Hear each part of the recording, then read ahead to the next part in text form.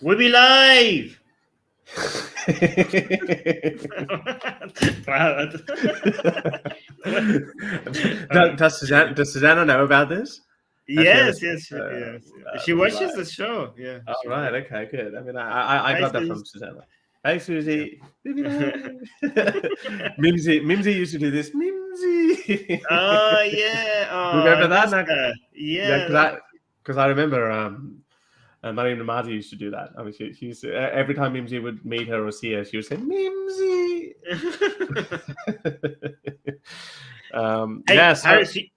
Go on. No, I forgot what you were going to say. What I was going to say. You have been called out by one of our patrons. Oh, I got a private message and I asked if I could share it, and our patron said yes. Secular Proton, right? All right. So here's a comment. This was the private message we were sent, but I asked permission to share it. Secular Proton is saying, to me, the word Tunni has connotations of sounding very demanding and bigoted, just the way it sounds.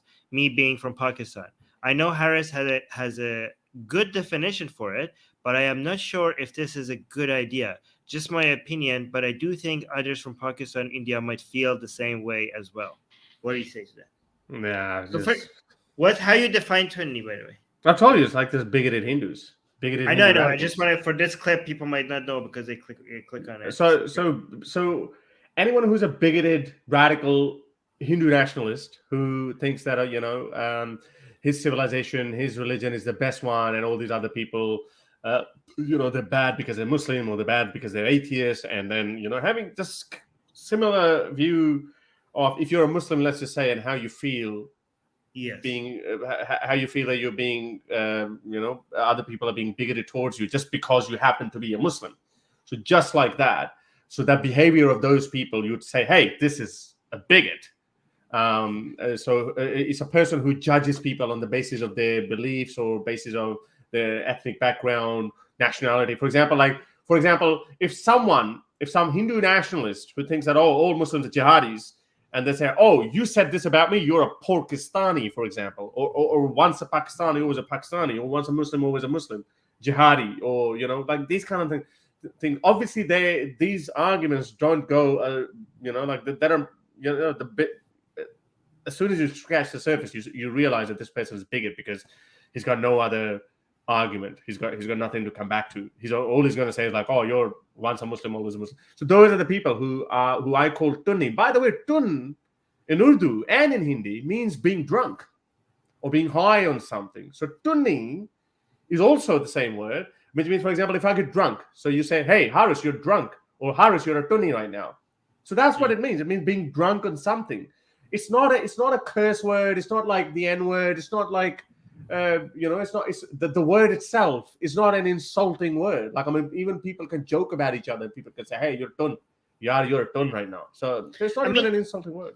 As bigoted, I think you could say as bigoted as someone calling somebody a Salafi, right? Like something like that. Like not even that. No, not even that. It's like if you call someone a jihadi, let's just say, which is a term for it. Yeah. Okay. If you're a normal Muslim, but someone calls you, hey, you have a beard, you are a jihadi. And the other guy says, man, I've got nothing to do with this. I've never had any extremist worldview of Islam. My Islam is very, full of bed of roses, or that kind of soft Islam. So that would be unfair to call someone a jihadi just because he happens to be a Muslim. But jihadi itself is not bigoted, but it can become bigoted if you just happen to call somebody a jihadi just because they have a beard or like, right? Yeah. So Tunni is not inherently bigoted, but if anybody looks like Hindu and you call them a Tunni, then in that situation it could. No. So if I know you're not using that, but I think like it could be bigoted if you just call somebody a Tunni just because they look Hindu. No, because so a lot of Pakistanis actually, I don't know if you've seen him. The guy is Engineer Muhammad Mirza, one of the biggest Pakistani clerics. The guy with the beard, and he's very clever. He calls Sunnis Tunnis. He said these guys are not Sunnis; these guys are Tunnis. Okay. So because it rhymes with Sunni and Tunni, so there's no ill intention behind it. These people are just butthurts and snowflakes. I've explained it a million times to these people. I'm not talking about your patron. I'm just talking about people who get upset. Most of them are actually Hindus who get upset. And I've also noticed there's a very, very small minority of ex-Muslims from Pakistan who, because they're so pissed off at their own condition in Pakistan, because they're surrounded by radical Muslims, they're surrounded by, they feel that, they can't. I had this new activist YouTuber. I still promote their channels. I don't care. I'm like, okay, yeah, if you want to go. And then they say that, Harris, you go too hard on radical Hindus. I'm like, why? He goes, no, radical Hindus are perfect because they hate Islam and Muslims. I was like, you know what? That's not a reason. So anyway, I don't know. Secular proton. I'm sorry, I don't agree with that. The connotations are not very demanding and bigoted. No, they're not. Tunni is one of the coolest words. Yeah. Okay. All right. And okay, so a Pakistan-related question. So, Creationism Slayer 3000 sent us a screenshot of a tweet and saying, he's saying, I know generally you keep it pretty serious on here, but I thought you would find this funny. So what this is a Pakistani Minister for Information and Broadcasting who oversees the Pakistani prohibition of pornography follows a porn star. So no. Here, go down. So, go down. Chaudhry. No way. Yeah. I mean, obviously he would have removed it now. Obviously he would have removed it now. I don't know. I don't want to go check. I don't want to go check on her account because I'm pretty sure if I go check her account, there's going to be certain things that I can't show on YouTube. You could check it if you want. But I'm checking it now. I mean, this is crowd sharing this. I don't think he would like. This is. I don't. But hold on, let me see. Oh my God! What? She's now being. No. He's not there now, but someone else is following her. Can I share my screen? There's no porn in that. Let me. There's no. Okay. No. There is. Give me a second. Can take a screenshot maybe or something. Yeah. Let me take. All right. While you do that, let's see who this guy is. So this is. I know this. I'll tell you. I'll tell you about this guy. So take him away for a second. Just to keep stick to the topic. There's another guy that I've just found who is following her, and that guy is Oh, you can't see it yet. Hang on a sec. Let me open that. Yeah. Why can't you see that? But why are they stupid? Yeah. See, look at this. Followed by Rauf Kalasra. He is one of the biggest journalists of Pakistan. Rauf Kalasra. Yes. So Chaudhry Fawad Hussain is an ex-minister for information. And he's not a minister now because Imran Khan's government is gone. He was under Imran Khan's government. And Rauf Kalasra is a known journalist. Let me see if he's the same Rauf Kalasra. Oh, yeah. But known journalist is fine. Like, that's not a hypocrite. Like, you're allowed to follow porn stars if you want. No, I'm just curious. No, I'm just saying. I know. Okay, but the journalist, that's not hypocrisy. I mean, go enjoy. Like, I would look at her. She's hot. I would follow her. Okay, so journalist, it's fine. Okay, but this guy's a hypocrite, right? Because his job and was prohibition of pornography, and he's following a porn star. So that's what's interesting here. I don't know, compared to the journalist. I mean, let me see. Yeah, but what do you mean? Yeah. This is Pakistan. But that guy. I mean, if you knew about this guy, the guy's probably a borderline atheist. Who? This guy? Yes. I know, but his job is still requiring the prohibition of. Yeah, I mean, he probably did not introduce the ban on pornography. The pornography ban was before him. So he was a federal minister for information and broadcast. Okay, so Fawad Ahmed Chaudhry is a Pakistani politician and a senior member of Pakistan Tehreek-e-Insaf. Yeah, which is Imran Khan's party, yeah. Yeah. Okay. So you're saying it's not that big of a deal then? No. Look, if you talk about hypocrisy, then yeah, fair enough. But again, like, I mean, if you're in Pakistan, let's just say you're in Pakistan, yeah, you come to power, but you deep down inside, you don't believe you do watch porn. But your job entails that, hang on, I have to enforce this ban because which is above your pay grade. So I mean, can we really hold you responsible? The guy, he said it on record that his favorite author of all time is Bertrand Russell. about the same. Mm. So a lot of people say Okay, he's probably an atheist. Okay, then we cut him some slack. However, why can't you, like, wouldn't it be embarrassing? Like, what does he not know that if he follows? Sometimes, Like, sometimes you accidentally, click on it or whatever. Like, I mean, how do you accidentally follow a porn star? Like, are these like, I don't know. Maybe he doesn't care. Maybe this is his way of protesting the laws. Like, but by the way, is she a porn star or is she just an OnlyFans star? Hey, OnlyFans is legit porn. Don't. I mean, I don't know. Is it a compliment to call them a porn, or is it not? No, if they like to be called porn stars, then I don't know. To be honest, I don't know. Like, I mean, because I know on Twitter you can actually show you can go fully nude, full pornography, but she's not showing that. So let me Google that. Esme for keeps. Esme for this is genuinely you know how people say for research purposes. This time was actually for I'm on record. Yeah, I know. I'm on record on record doing research.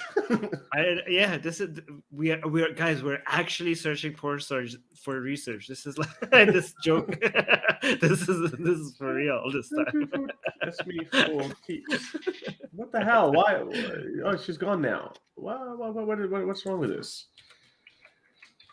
Yeah, I know. I think she's just she's doing I think good, she's an OnlyFans star. She's not necessarily.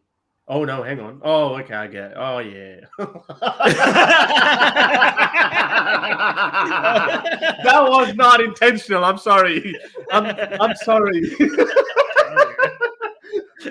I was scrolling down, yeah. So the first photo was like this. I'm like, okay. I scrolled down a little bit, and there was nothing on top, and she just had hair covering a big, large breasts. And then I scrolled further down, and then she was all. Okay, sorry. That was good. That was good. Okay, all right, I gotcha. Okay. So fast bowler Waka Yunus, yeah. You probably don't know cricket. He also was caught liking these porn videos on Twitter because like if you go to tweet and like section, then you can see what he has liked. So you can say, oh, okay, so you've liked it. So then he got busted and he was like, oh, my account was hacked or something. I'm gonna say goodbye to Twitter, but then he didn't. We had this with Ted Cruz as well. Do you remember that? No. Oh, yeah, I should show this to you. Ted Cruz also blamed a staff because he liked a porn star. So Ted Cruz liked porn star was liked by Ted Cruz, thinks the senior senator uses porn to escape real world. So Ted Cruz is like very religious and all, but but he blamed it on a staffer here. Sure. Yeah, all the Christian. Yeah, why is U.S. Senator Ted Cruz trending for porn? Well, at least he wasn't found. At least he wasn't found in the public toilet giving a blowjob or getting a blowjob from someone. That's how they mostly end up. It's weird. Even if it wasn't him, I don't know if it was him or a staffer. But do they not know? Like, what idiot? Like, do you not know that when you like, why would you have to like it? Just no, it's accidental. No, it's accidental. Accidental. I mean, you can. Okay, so okay. Let me open something else. So have a look at this. Yeah. So, especially, let's just say this is a other kind of video. Yeah, you're watching this. There's a video, and then one of your hand is quite busy, and then the other hand you're just clicking on it. You're clicking on full screen. You instead of hitting full screen. You hit this, and then you're like, oh, you don't know this, and then then you're already busy. So then you go, okay, you go to your likes, and people can see what you have liked. People can see what you have liked. So that's how you get caught, basically. So it's quite possible. It has happened to a lot of people. So Ted Cruz is not the only one. This guy's not the only one. It can happen. So I think guys, the solution to that is create an anonymous account and go through that. Okay, so even if you like it, then nobody would know. Or a better advice is to own it. Yeah. Just be like, yeah, that's my thing. What? Like, I like her. There's nothing wrong with it. Like, okay. No, but what if you're not gay, but for research purposes you end up looking at gay porn? And actually, I don't think anyone would want to research that if you're not gay. But it could happen for research purposes. Yeah, but what's wrong with people thinking that you're? Let's say you're not gay, and something comes out, and people think you're gay. No, but then people, and people think I'm gay. But maybe you don't want that. You don't want that to be known about you. But you must be. I mean, then you're homophobic. No. You might think that that's gonna damage your chances to score a woman. You can be like, hey, I'm not gay. I might be bi. But I'm not gay. So there you go. Fixed. But even in that, but I think that could actually have an opposite effect, because I don't know who was it. Was it Russell Brand who said that? Oh yeah, look at me. Like, I mean, I have funny hair. I have funny, like, the way I dress. All the girls think that I'm gay, and they get friendly with me, and then boom, you're pregnant. I thought I was gay, but I'm not. so it could actually work in your favor. Yeah, that you can pretend to be gay, and girls become comfortable with you. They talk to you. Anyway, I'm just joking. This is Russell Brand, not me. I'm not saying that. Okay, do not deceive and lead people on false premises. Okay, this is just Russell Brand and David Letterman show, whatever. He said that. All right. Yeah, guys, do not deceive people. Okay, this is like okay. All right, let me look at this question. Sorry, I accidentally sorry, go on. Okay. Gusala Kuchik is asking, what do you think about the argument that the U.S. is a one-click pony on foreign policy? What did I say? Oh, one click. One click, yeah. One click. One trick pony on foreign policy regarding Iran, and that if we previously had more economic interdependency, we would be able to admit greater punishment to them now. Reza Aslan essentially said that isolation is why the IRGC controls the economy now, further preventing economic engagement. What do you think of his argument? I think it's nonsense. Do you want to go first, or do you want to? I think you go first. You probably have a better insight on that. Because the increased engagement in economics, like that was the theory. Like, we engage with economics with them, they will become more moderate, they will become more friendly. It didn't work. They became like when they removed the sanctions on Iran, the IRGC, the financial benefit that they got from that, like this is like usually that's how it works with most countries, right? More economic interdependency means that eventually radical movements with that country dies down and the country mellows down and becomes more normal and engaging with the rest of the world. In Iran, the financial benefits from the removal of the sanctions was spent on building proxies around the region. They became more aggressive, they became more hawkish, and they became taking more anti-Israeli and Western interests around the region. So it like we experimented with that and it didn't work. Also, this idea of like we need economic engagement so that we could use it to punish them. Well, that's what happened, right? The economic engagement was there and they misbehaved and they were taken away. Like you're saying, that's the point. The reason why there's no less economic engagement right now is because they were used in the way that you're suggesting right now that they should be used. You can't just have it as a threat and never use it, because if they will call your bluff. If you never use it when countries misbehave, then they're going to know that it's not actually a threat. So it's not going to be effective as a threat. I agree with you. So they had the similar worldview. They had the similar view about China as well. They said, okay, well, like when the relationship thawed, they said, no, we thought, sorry. When they said that we let's just have trade with China, let's open up and, let's go with capitalism, free market, the way of economics. And then let's see China eventually, as it catches up, in terms of GDP and GDP per capita and education, then the Chinese people themselves will demand democracy. But that didn't happen. If anything, they became more authoritarian. So that was another gross miscalculation. So all the experts of China now, all the Western experts now, they all say the same thing. So it's the same thing with China, with Iran. It's a double-edged sword, but probably not. maybe not so much as the problem as it is the case with China, because China was always bound to be a superpower. It was just a sleeping dragon. Like, I mean, the population is huge and whatnot. But but Iran is also not a small country, and Iran and even Iraq throughout the 90s, the West put all these sanctions on Iraq, and look what happened. I mean, people suffered. It didn't weaken Saddam Hussein's rule or grip on power in Iraq.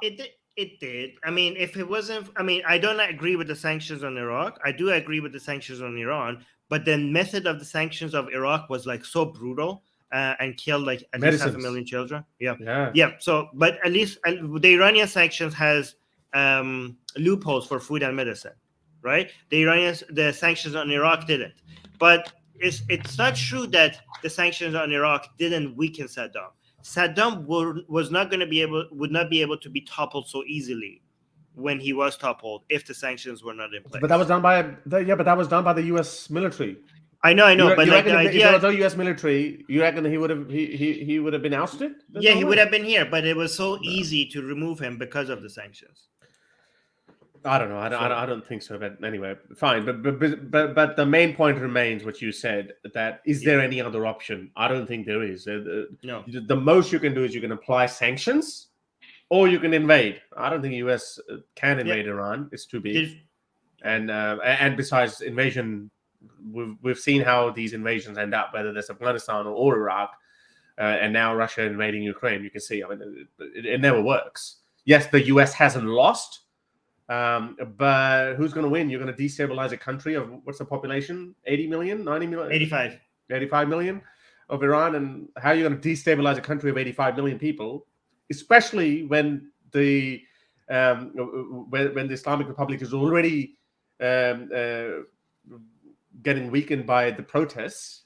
Then why would you want to unite them? So there's no other way. When countries violate human rights laws and other international laws, there's only three options: doing nothing, invasion, or economic pressure. Okay, doing nothing should not be an option. Invading doesn't seem to be an option. That leaves you with one option: economic pressure. You have to use that. There's no other way. People will suffer, but if you have to figure out how to do the sanctions more targeted, so less innocent people suffer. But not doing the sanctions should not be an option. Or definitely not like the sanctions that U.S. imposed or the West imposed on Iraq when only kids were suffering. Medicine. Exactly. Yeah, exactly. Okay, so here's the interesting thing. Gusala Kuchik is asking, are you seeing more cracks in the unity of the Iranian hardliners yet, or have they started to find some cohesion? The propaganda coming out of the regime certainly isn't cohesive. The narrative and details are all over the place. Yes, it's actually, let me actually share this with you guys. So, insider opposition grows to Khamenei's intransigence. Opposition to Supreme Leader Ali Khamenei from within his own government appears to be on the rise 1 month after the start of an anti-government uprising. During this period, Khamenei has made it clear at least twice that he wants the protests to be crushed and protesters punished heavy-handedly, although a few officials, including Interior Minister Ahmad Vahidi and Mashhad Friday prayer Imam Ahmad Alam al-Huda, have echoed Khamenei's call for violent crackdown. Several politicians, including one government minister, a senior aide, and several lawmakers and former state officials have pointed out that the regime needs to make compromise on some of its values in order to peacefully curb the dissent. Khamenei's senior aide, this guy is just very significant. Ali Larijani, a former speaker of the Iranian parliament, said in an October 12th interview with this newspaper, which is owned and maintained by Khamenei's office, that the regime's insistence on its social values will elicit violent reactions on the part of the protesters. Quoting another state official as saying that more than 50% of Iranian women do not observe the government-imposed dress code, Larijani said, when a behavior is so widely prevalent in the society, it is wrong to involve the police in a bid to curb that behavior. Right. Anyways, So you want me 50%, yeah. and this is according to their own source. This guy, Yes. Ali Larijani. Larijani, he's Yeah. Khamenei's own aide. Yeah, he's one of the most powerful people in the country. Because Yeah. within their own government, he recognizes, hang on a second, this 50% of the people are not happy with this dress Yes. code. So do not include the police to enforce that dress code. Yeah. Wow. Yeah, and also there's a Harris, Is that there's guy a Ali whole Larijani? yes, that guy's on there. Right, okay. He's very He looks rich, pretty very westernized powerful. Yeah, and there's a whole bunch of marjas from Qom that are calling out the regime, and they're not just the marjas from Qom, like highest official religious leaders in the country. They're not saying they need reforms. They're saying that this guy's supreme leadership is invalid. That's how far they're going openly. Well, I mean, they signed the letter, but they didn't put their names on it, unfortunately. But that's pretty significant. Like his religious authority is being questioned. This is unprecedented. There seems to be some internal cracks, and that's the only way for the regime to topple. Like people coming into the streets is not going to be enough. There needs to be some cracks within the regime, and we're getting a lot of signals. We're also getting signals that a lot of people are not following the orders of crackdown. Like there's some commanders that are from higher ups. They're telling them to crush the protests, and they're just acting like they didn't get an order.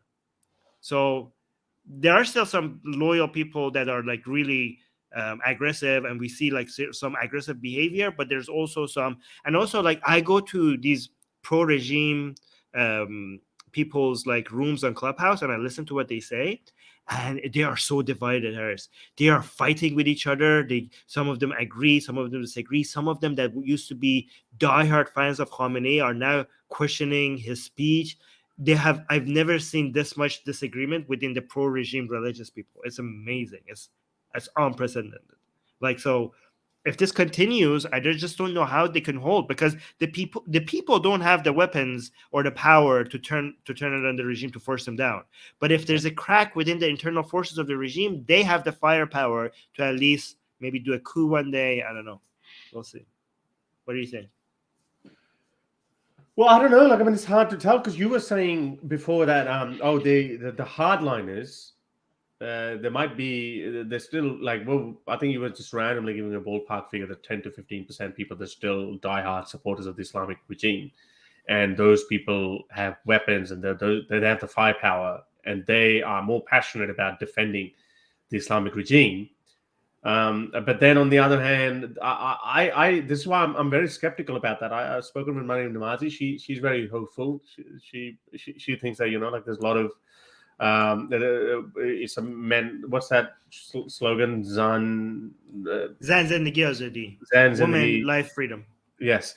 So we're talking about that, and we're thinking that, okay, all men and women from all factions, from all religious beliefs, secular or not, they're all coming together. But as you say, there's 10-15% of the people are diehard fans of the Islamic regime, and then we have the Kurds, who are not necessarily secular, but they could be secular, but they themselves are it's a very fractious kind of a community. And then you have secular people who may not be, who may not be armed, may not be very powerful. So I actually don't know. Like, I mean, I rely on you guys, but the information that I get from you, I don't know. It's not very encouraging.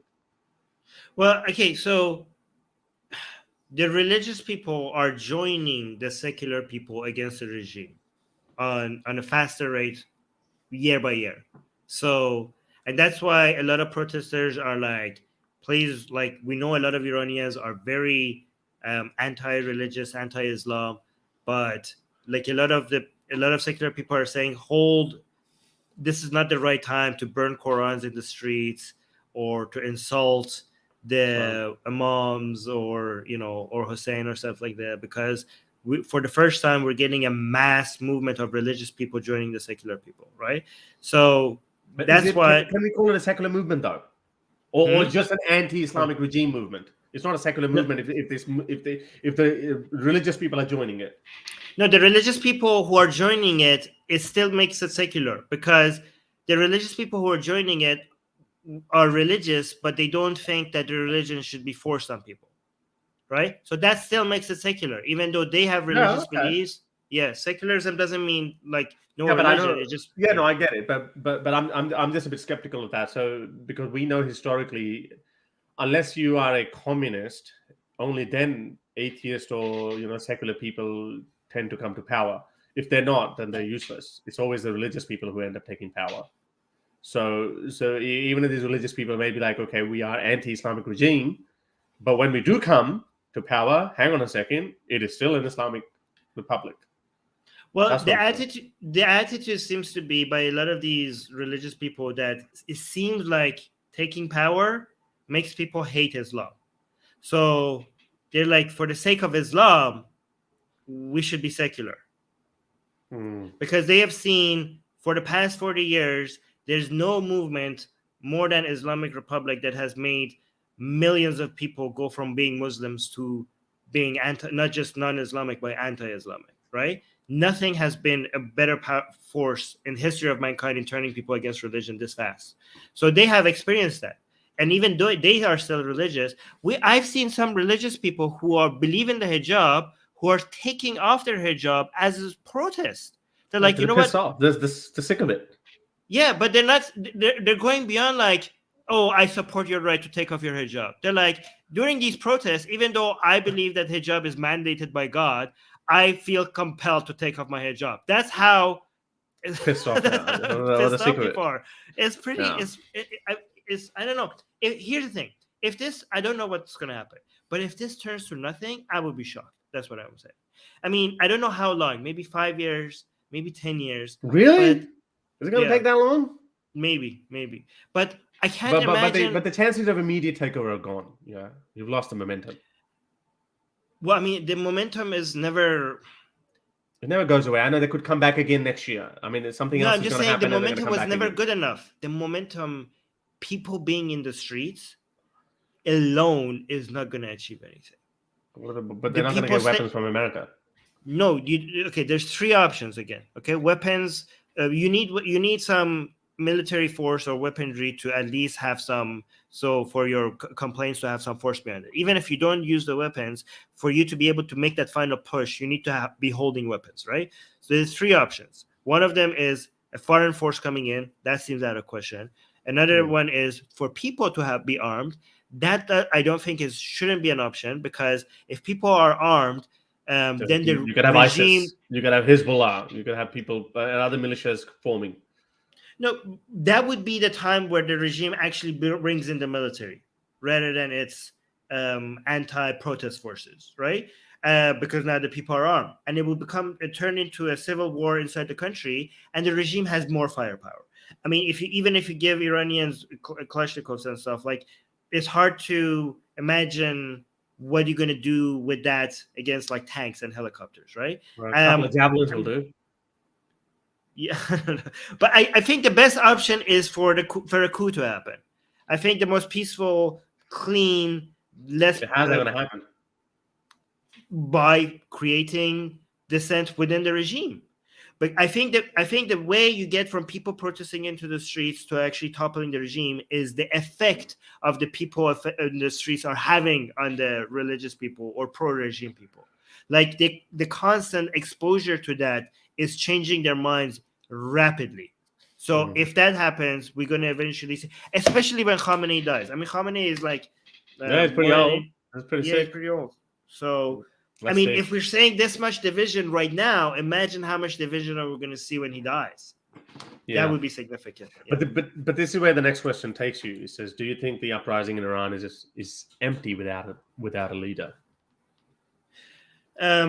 Yes and no. Okay, I think right now an individual leader is not the right answer. Okay, because it might cause more fraction. Because right now the unity that we're seeing is because a lot of people have been united over one cause, which is being anti the Islamic Republic, okay? However, if you introduce a leader at this moment, that might actually cause division, because it will shift the focus from being anti-Islamic Republic to why is this our leader? Like, a lot of people would want Reza Pahlavi to be leader. A lot of people would want, like, I don't know, Reza Pahlavi could still come into the equation? Yes, I mean that's the number one person that people are asking for. But the Really? problem with that, yeah. But the problem with that is that he doesn't seem interested. Okay, he himself doesn't seem very interested. But I think right now it's What better about to Armin focus. Navabi? Yeah, sure, the Quran burner.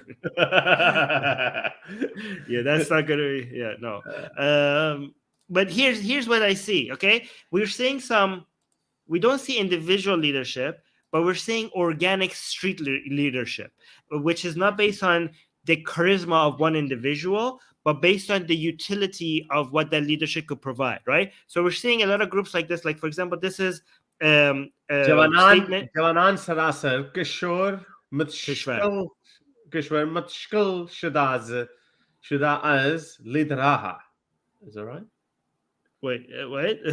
جوانان سر بیانیه اول انجمن ملی جوانان سرور کشور. So this is like the first statement of a group called Young People of the Nation, Right. a young group of the nation. Right? Jawanan, yeah, And- Jawanan is plural of Jawan, young people. Yes. So they're coming up with like statements of this is where we're gathering, this is the day that we're coming up, this is the day that we're going to do strikes, and it just seems very professionally written, and it seems like very organized, and it seems like they have good advisors. So after a while, if they keep posting stuff like seems like very useful statements and call out for certain actions to be taken, if they end up being useful and helpful, organically people will keep coming to their account to see what's the next statement. So Right. we're seeing some form of organic leadership. Like we have multiple groups like this right now.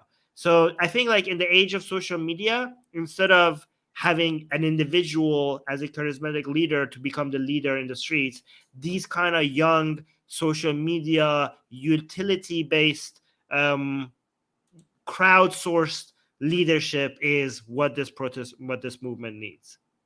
Right. What this uprising needs. So this is what I think is happening. And at some but however, I agree that at some point you are going to need a leader, because if eventually people's relative strength to the government increases, then you would need somebody to negotiate with. So both the current government and also foreign forces and foreign leaders and the United Nations, they need to see somebody that is talking on behalf of the Iranian people. And I think when the need arises, that will organically come into be. Like, you don't have to push it. You could just wait for it, and it will just presents itself when that need comes. Right now, we don't need that. Right now, we don't need somebody to speak on behalf of people, because the people are speaking for themselves, and they're doing it very effectively. No lobbyist for the Iranian people has ever been as successful at getting their voices heard internationally in the same way, in the way that little girls in the streets have been able to today. Right now, there's no politician that has been able to so successfully represent Iranian voices inside of Iran and outside of Iran more than the Iranian people themselves by protesting. So right now, I think it might be too soon, but at some point, I think it will become a requirement. Okay, so wait, you want to move on to Muhammad Hijab? Yes, let's go. I can see you're so excited. Yeah, because I'm like, I don't know if you guys saw it, but I tweeted about this. So coincidentally, in my last show on Sunday Scoop, I was talking about false prophecies of the Prophet, and then so I discussed about 4 or 5 hadiths. I might go through some of them again today. But then coincidentally, the same day or the day before, at least, I just saw Muhammad Hijab having a chat with Jordan Peterson again, and then he welcomes Jordan Peterson to accept Islam. We're going to play a little clip to you, and he says, would you accept Islam? And he says, no, you've got the same one. Okay. So I said, and make sure you do it at 1.5 or 1.75 so we can, they can't do it. If you want to do it, you can do it if you want. You want to the same thing. Okay. Yeah, sure. I've got it. Because you want to have control over it, yeah. Yeah, okay. So we can do that. So I go, okay, that's just a coincidence. And I created, because I did this video, so I go, okay, this is just a coincidence. Hijab is telling people, Jordan Peterson, about the prophecies of Muhammad. And I'm like, hang on a second, and we're going to go through those prophecies, what those prophecies are. But he didn't tell Muhammad, Jordan Peterson, about this particular hadith or the prophecy of Muhammad. The day of judgment will not come until you see the women of Yemen twerk, twerk, twerk, twerk. What was the song? Work, work, work. My anaconda don't. So my point is, they're so clever and crafty, these people. And we're just going to play some of these videos. Well, actually, we're going to play this. But what's the exact prophecy? You're not going to see the end of days until the woman of where? Okay, all right. Well, let me play that too. Let me bring that. Did you say Yemen? Yeah, I think it did. Yeah, Yemen. Yeah, it's the people. Does it specifically has to be Yemen? Yeah, because it's the people of the Al Khalasa. Was a tribe of those. Let me find that. The women of Yemen are not in mood for twerking. Yeah, well, that's what Last Prophet time I Muhammad checked. said, man. I don't know, man. Prophet Muhammad had more. Prophet Muhammad had access to more information than I did, so please don't hold that against me. Okay, that is Bukhari 7116. Okay, so this is the hadith that these guys, that Muhammad Hijab didn't tell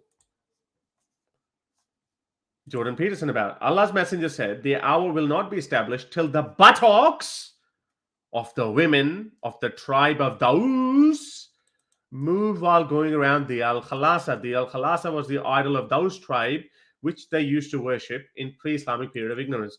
By the way, I think this Daus tribe is in present-day Yemen. So Prophet Muhammad said that the buttocks of these women will be, they'll be moving, they'll be jiggling. Maybe Prophet Muhammad was, You're on mute. What? Why? This is like, I don't understand how Muslims could take their religion seriously. Your prophet is making prophecies based on women's buttocks jiggling. maybe he was, what's the word? Pog? What's the word for the big ass? Something like I don't know, and I haven't seen this. Do Christians and Jews have butt jiggling prophecies, or is it just like? Maybe Prophet Muhammad was a butt man. Come on, let's just. Well, I mean, it doesn't seem like it. He thinks that's the end of days.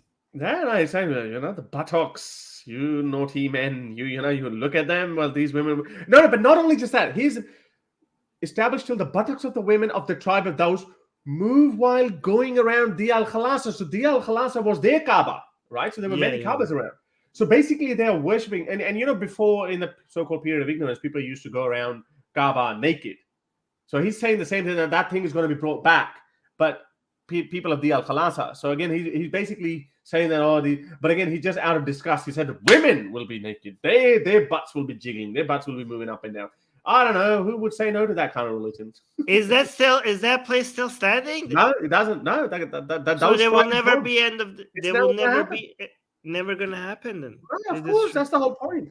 That's the whole point. And here we have this idiot. Yeah. I've actually this now makes sense because I listen to some Islamic channels and they think Mohammed bin Salman bringing concerts back to Saudi Arabia is fulfilling this prophecy because girls are jiggling their butts in Saudi Arabia. So this is like a sign of the end of days. Yes. Let me see. Was Nicki Minaj in Saudi Arabia? Let me see. But she's not. Isn't she the best twerker? Oh, rapper Nicki Minaj has cancelled a scheduled performance in Saudi Arabia next week. Remember that? There you go. Oh yeah, Nicki Minaj was one of the few people that I appreciated as celebrity who canceled. Yeah. There you go. So there you go. She didn't go. She didn't go and twerk. Imagine her twerking. Muslims would have been like, see, our prophet got it right. No, but her twerking is not going to be enough because she has to make the people, like the remnants of that tribe, girls from that tribe. Yeah, so we don't know who they are. We just know that probably some of the people from that whose that tribe is their ancestors are still living in Saudi Arabia, right? It's gone, man. Banu Daus was one of the clan of Arabia during Muhammad's era. There's no such tribe existing now. doesn't it? I know, but they're like probably their DNA is still passing on through other people who live there. So this is the United States plan. The Illuminati and all the, I don't know, Freemasons or all these people are gonna people, start they believing in know it. that if they send their celebrity women to Saudi Arabia, and if enough butts are jiggling in Saudi Arabia, at some point, some of them would be from that tribe around the place that they're supposed to be jiggling their butts. And hopefully that would be the key to just basically, that would be the code that you enter to bring the end of days. This is how the enemies of Islam are so deceptive, but they be planning, and Allah is planning as well. So, and they will never win. But have a listen to this, yeah. Okay. Yeah, but have a listen to this. This deception of these people, yeah. So and you can think about them as a microcosm of the world. People were under tremendous stress, and one of the temptations was to become a trustee and participate in the system of oppression. And the camps in Russia could not possibly have sustained themselves if the prisoners weren't running them. And that's something to think about with regards to totalitarianism. And the world, in large part, was his observation that this genuine striving to something like clarity of speech and a higher unity could withstand even the catastrophes of the Gulag camps. I want to ask you a question just before we end. Yeah, sure. I don't like sat here just to indicate we need to wrap up. Okay, but I just want to ask one last question because I'm interested in both.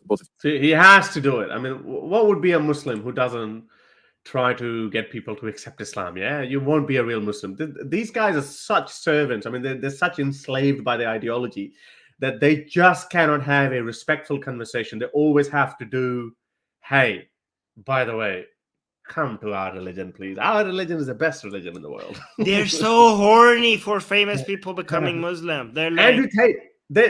Andrew Tate is every incel British Muslims that far down the throat.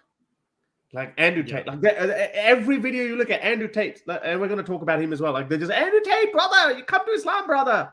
And he's very clever too. He doesn't, like, I mean, I know you think that he's an idiot, but I reckon he's very clever. That he just cleverly just doesn't poke them. He just gives every now and then. He just gives one word about he says something nice about Islam, and people are just drooling over him. But anyway, have a listen to this guy. Both of you, in a sense, yeah. I said that from a Muslim perspective, the question that we're asked to ask is bring the evidence, yeah. If I were to bring reasonable evidence, which would satisfy some kind of probabilistic reasoning, that the Prophet Muhammad, we believe is the final prophet, right? Yeah. That he was a true prophet. Oh. Would you be willing to become a Muslim? I wouldn't. I wouldn't dispute a priori the idea that Muhammad was a true prophet. Let's just, instead of going further, tell me that. What kind of bullshit is this? There can be only two positions, yeah?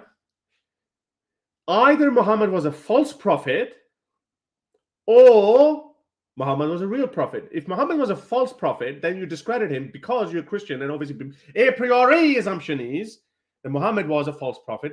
And basically that stems from your Christian faith. And every Christian believes Muhammad was a false prophet. But if you believe he's a true prophet, why the fuck would you not believe in him then? Tell me, Armin. Why would you not?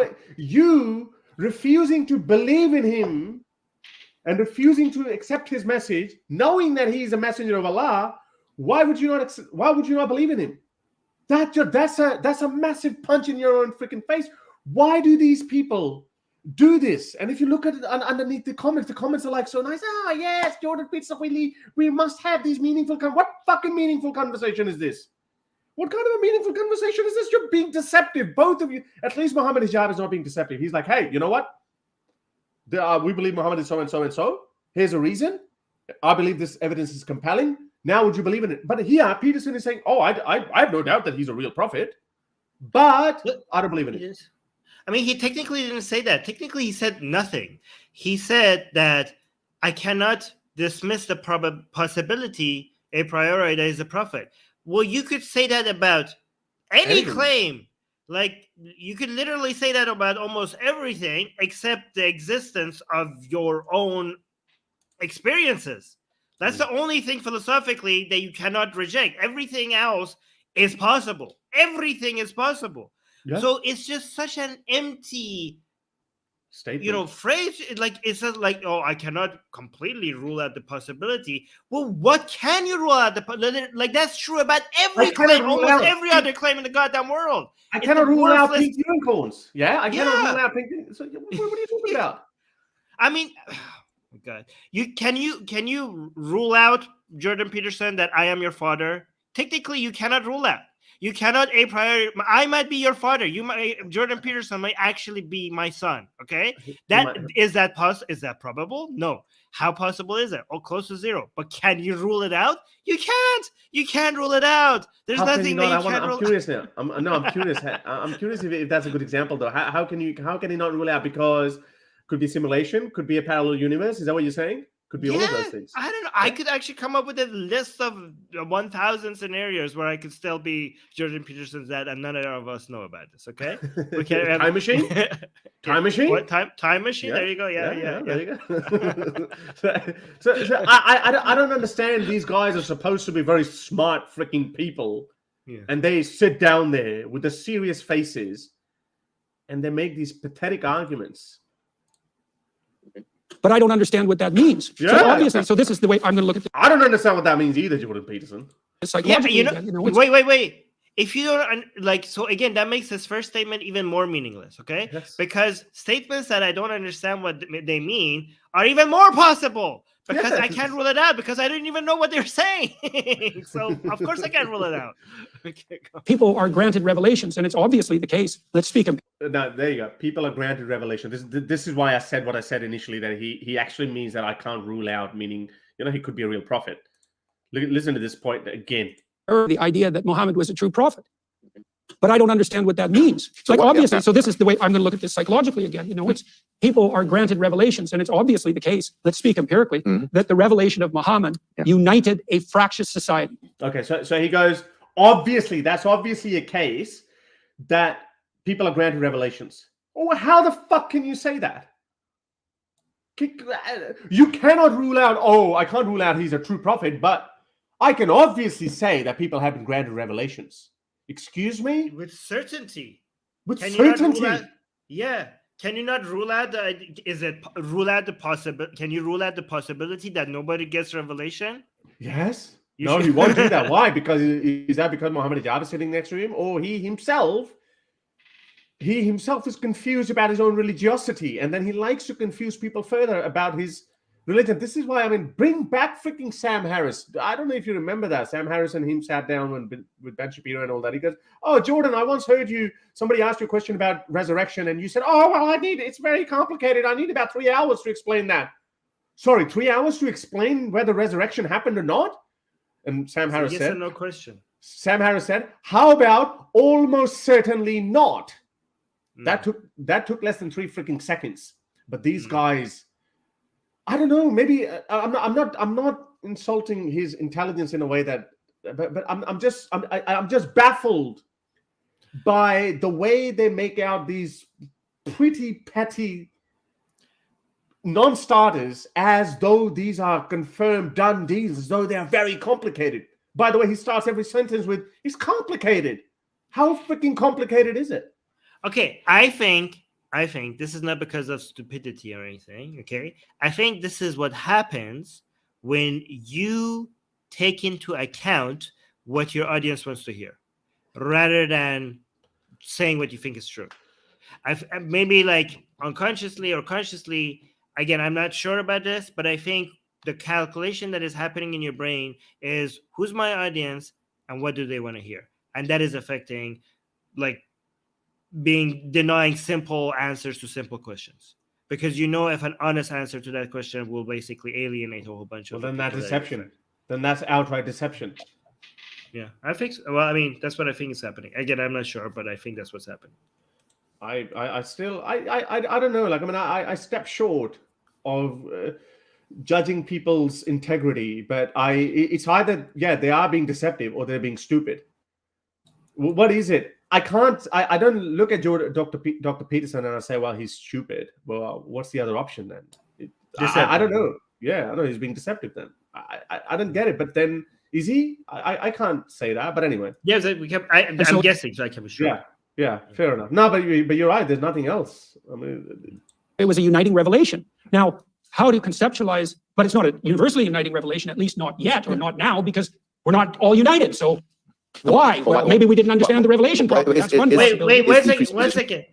this is also not a compliment. The other people, like in history, like, oh yeah, Muhammad united a whole bunch of people. That's true, okay?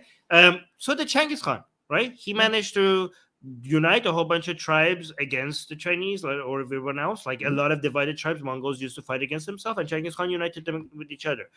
So did Alexander the Great, right? So did a lot of other leaders, right? So a lot of leaders that maybe Muslims even think who are burning in hell for eternity. So just saying the ability of Muhammad for uniting a whole bunch of tribes together is not like a lot of Muslims like enjoy that as a compliment, but they see other people who achieve the same things as maybe deserving of eternal hellfire. So that's a contradiction. Yeah. Or better. Genghis Khan, or better than Muhammad. Muhammad only united the people of the Arabian Peninsula, just with present-day Saudi Arabia. You can include Oman and Yemen as well. Genghis Khan, in his own lifetime, spread way outside Mongolia. He conquered. You're right. He conquered China. He went eastward as far as Samarkand and Bukhara. Genghis Khan conquered way more territory in his lifetime than Muhammad did. Yes, Islamic conquest began. Most of the Islamic conquest began after Muhammad's death. So anyway, so that's him qualifying that. Okay, I can't rule out his prophethood. So he's saying, well, why can't you rule out his prophethood? And then he says, revelations are definitely real. Excuse me. And then he says the utility. He goes straight into utility, and Muhammad Hijab is much cleverer than that, and he's going to counter him on that. And then he goes into the utility of that. Hey, look, Muhammad united a lot of people, but then to which he's going to say, well, that's not really the end game of Islam. And what you're saying, that unity is the ultimate objective. Well, not exactly, because then you have the problem of uniformity that you No, even the idea of unity itself. I mean, is there? Well, we talked about so unity is a great. Just to be clear, yeah. I believe that unity is a great objective. Yeah. But I don't think it's the all-defining one. For example, if there is an injustice that is so great that disunity is more appropriate, then I can imagine situations where disunity is probably better than unity. Right. I'm sure you can as well. For example, like in Soviet that Union, would be a false unity in some sense. Exactly. Right? So that's well, that's why you wanted to address the elephant under the carpet right away. Exactly. We can't have a false peace. Exactly. And we can't incorporate things we can't yet incorporate. Yes. And the reason I'm bringing this to your attention is because I feel like it's my duty as a Muslim, especially in the mosque, right, to tell you that. Especially in the mosque. These poor, you guys, like, look at how many horses sitting next to him. You guys are such slaves, and they are proud of that. They're really proud of that. He feels compelled because he knows, Armin, he knows that on the judgment day, what face he's going to take in front of his dearly beloved prophet, that oh dear prophet. Prophet's going to ask him, why did you not offer Islam to Jordan Peterson when he came to you, especially in the mosque? I also think this is also a play to the audience. I'm not saying Muhammad Hijab knows this. Maybe he doesn't. Maybe he does. But he is very well aware of the huge demand. Like, I think he also knows that this is probably a dream that will never happen. Like the idea of Jordan Peterson becoming Muslim. Okay. It's almost impossible, but he knows that his audience think it's possible, okay, and they mentally jack off to that becoming true. Like they actually think about these things, and this is something that, because I don't know if people understand, Muslims deal with a lot of inferiority complex. Okay, oh yeah.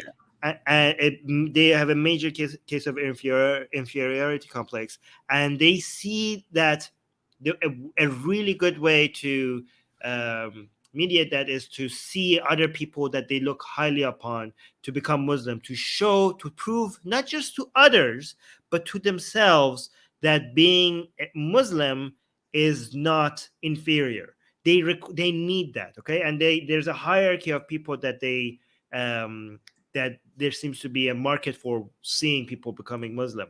It's celebrities, white women, and above all else is white female celebrities. You have no idea, like a video of a white woman becoming Muslim just gets so many views. Same video if a Christian Arab, for example, becomes Muslim, will get like a fraction of the view. Right? Like, oh yeah. Look at this. Yeah. You remember these idiots? No, they're not idiots. Muslims are idiots. Muslims are suckers. This white couple got $72,000 out of Muslims. Why? Because this guy doesn't like to go to work and he wants a new car. And alhamdulillah, we accepted Islam. Wow. And these people fell for it. Wait, what do they need the money for? I have some sort of an illness. Nobody knows what that illness is. I can't go to work. I need a new car. My car's broken down. I can't afford to fix it. But Alhamdulillah, I have just converted to Islam. These grifters... Hey guys, I made a whole detailed video on that. They've now stopped it or whatever. But look at this one. How stupid are these people? Let me show you another one. For 72K, I will become Muslim as well, guys. Have a look at another one. Have a look at this one. 2 new Muslims scammed out of life savings. 2,000 pounds they've raised. Okay, the goal is 10,000. I don't know about this story, but my point is... We'll go back up. 2 new Muslims scammed out of life savings. Oh. Okay, so there you go. This is a... I don't know. Like I haven't done research on this. Okay, I haven't done. This could be a legit case, but my point here is, it's so easy to cash in on the fact that I'm a new Muslim, especially if you're a white person. If you have a white person, put a hijab on them. I'm joking. Don't do that. But you can fool people out of that, especially Muslims. You can fool people. Oh, look, this white person just converted to Islam and they've been robbed. Of so and so and so. The second one that you had didn't even have a real image; they had a stock image.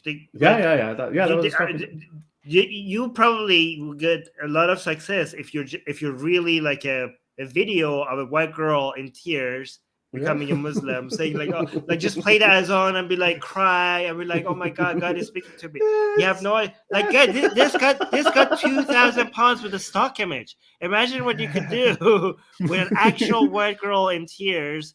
With a hijab on, you have no idea the potential here. I mean, my point is, as you were saying, the inferiority complex Muslims have, you can scam money out of these Muslims so easily, just in the name of Allah. And maybe this is what you're talking about. That that Muhammad Hijab is aware of that. These guys are aware of that, and this is why they play their cards very carefully. Hey, brothers, I as a Muslim, as my duty, I forwarded the message of Allah subhanahu wa ta'ala to our brother Jordan Peterson. Now it's up to him. Now it's up to Allah if he's going to lift the veil from his heart. Like I've done it, my brothers and sisters. That's what they do. And you know what a credit that would be to hijab if he converts someone. If Jordan Peterson from now on, if he has the slightest positive thing to say about Muslims or Islam, he does say that. I know, but people will credit it to hijab.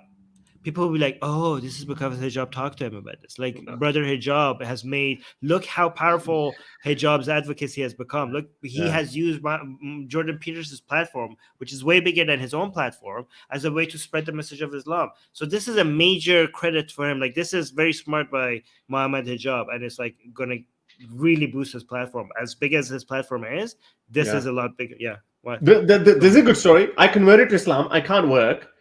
I'm becoming homeless because my family members kicked me out of my house because they were radical Christians. And now because I'm a Muslim, I'm homeless. Go find me. That's perfect. So hard. That's perfect. This is it. You're done. 50 grand. 50 freaking grand. We can do Harveys on that. Get Islam to find the education, the college fund of white girls. Like, this is great. Sister needs to quit her job because she's become a Muslim. She wants to become a Muslim, but in order to feed her family, she needs to quit her job because her work doesn't allow a hijabi worker. So please go pay my GoFundMe. Perfect. Guys, if you are a white girl and you're watching this and you actually cash in on this, can you please donate to us a little bit because we gave you this idea? We're joking, guys. We're joking. Of course, we're joking. We don't want this clip to be taken out and the people blowing it out of proportion. And we're giving you ideas, but I think people are not stupid. People can see this nonsense. But anyway, let's just have let's just quickly go through. I don't agree with that part. I don't agree with the last part. People can't see, like they will fall for it.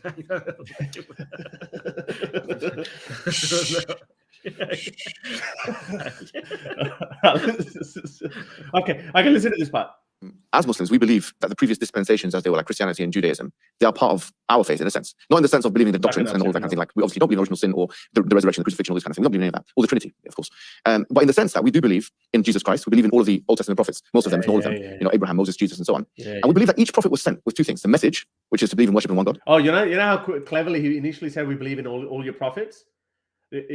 Armin, did you notice how he initially said, you're on mute, that we believe in all prophets, biblical prophets, but then he realized, oh, hang on a second, there's some female prophets in the Bible as well. So he goes, no, Jesus, Moses, you know, like most of them. Yeah, most. This is how he's so clever. And this is why I go, like, people like Jordan Peterson or something, why have they not spoken with any ex-Muslim? Why have they not? Jordan Peterson's daughter has spoken with AP.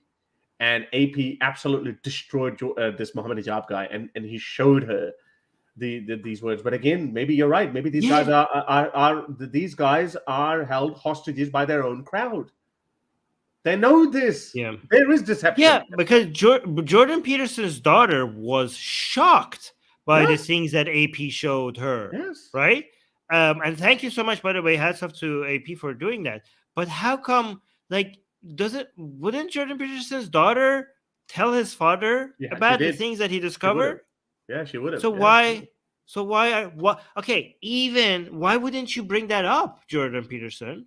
Why wouldn't you be like, hey, my daughter told me this about some of your views? How would you respond to that? Like, why is none of this being challenged? There is one He's point. A coward. You're a coward. Earlier on, yeah, I know he's a coward, or he's being deceptive. He's being deceptive about his audience because he knows a big chunk of, obviously, you know, there's this thing called analytics in your YouTube channel, and then you go to audience, and then you look at the audience, and then you see, okay, where these people are coming from. So, so he knows that a lot of Muslims, these British Muslims, are watching him, and they leave all these mushy, nice comments underneath. They say, "Oh, we need more of these kind of dialogues. Yeah, you scratch my balls, I grab your balls. You know, that kind of thing." And that's what they're doing, basically. They're stroking each other's dicks. I'm sorry to say that. Totally different worldviews. Totally different worldviews. And the same thing Andrew Tate is doing that. That kind of thing. Like, we obviously don't believe in original sin or the. Wait, did you post a link somewhere? Because people, I don't know how Angry Loser found the link to come up here. Yeah, he's my patron. Yes. Oh, okay, cool. I'll put that in my patron. Yes. All right, we'll finish this. Or the Trinity, of course. But in the sense that we do believe in Jesus Christ, we believe in all of the Old Testament prophets, most of them, if not all of them. Old Testament prophet. Oh, most of them, not all of them, because they're female prophets. Because of the female prophets, yeah. You know, Abraham, Moses, Jesus, and so on. And we believe that each prophet was sent with two things: the message, which is to believe in worship in one God, and some kind of evidence to indicate their truthfulness. Yes. So, with, for example, Moses and Jesus, we know what the miracles are, splitting the sea, and we believe that actually happened historically, right? We have no qualms with that. We don't have this kind of materialistic viewpoint on the issue. With Muhammad sallallahu alaihi wasallam, we believe that because he was sent to all of humanity, he had to have an evidence base that would satisfy not just the eyes. In other words, it wouldn't be just something that could be witnessed. It would be something that can be interrogated and scrutinized for all times and places. So it would be an auditory revelation. In this case, it's the Quran. The Quran means a recitation. Yeah. So the central message of the Quran is tawhid, or the idea of worshiping one God and believing in one God, as we mentioned.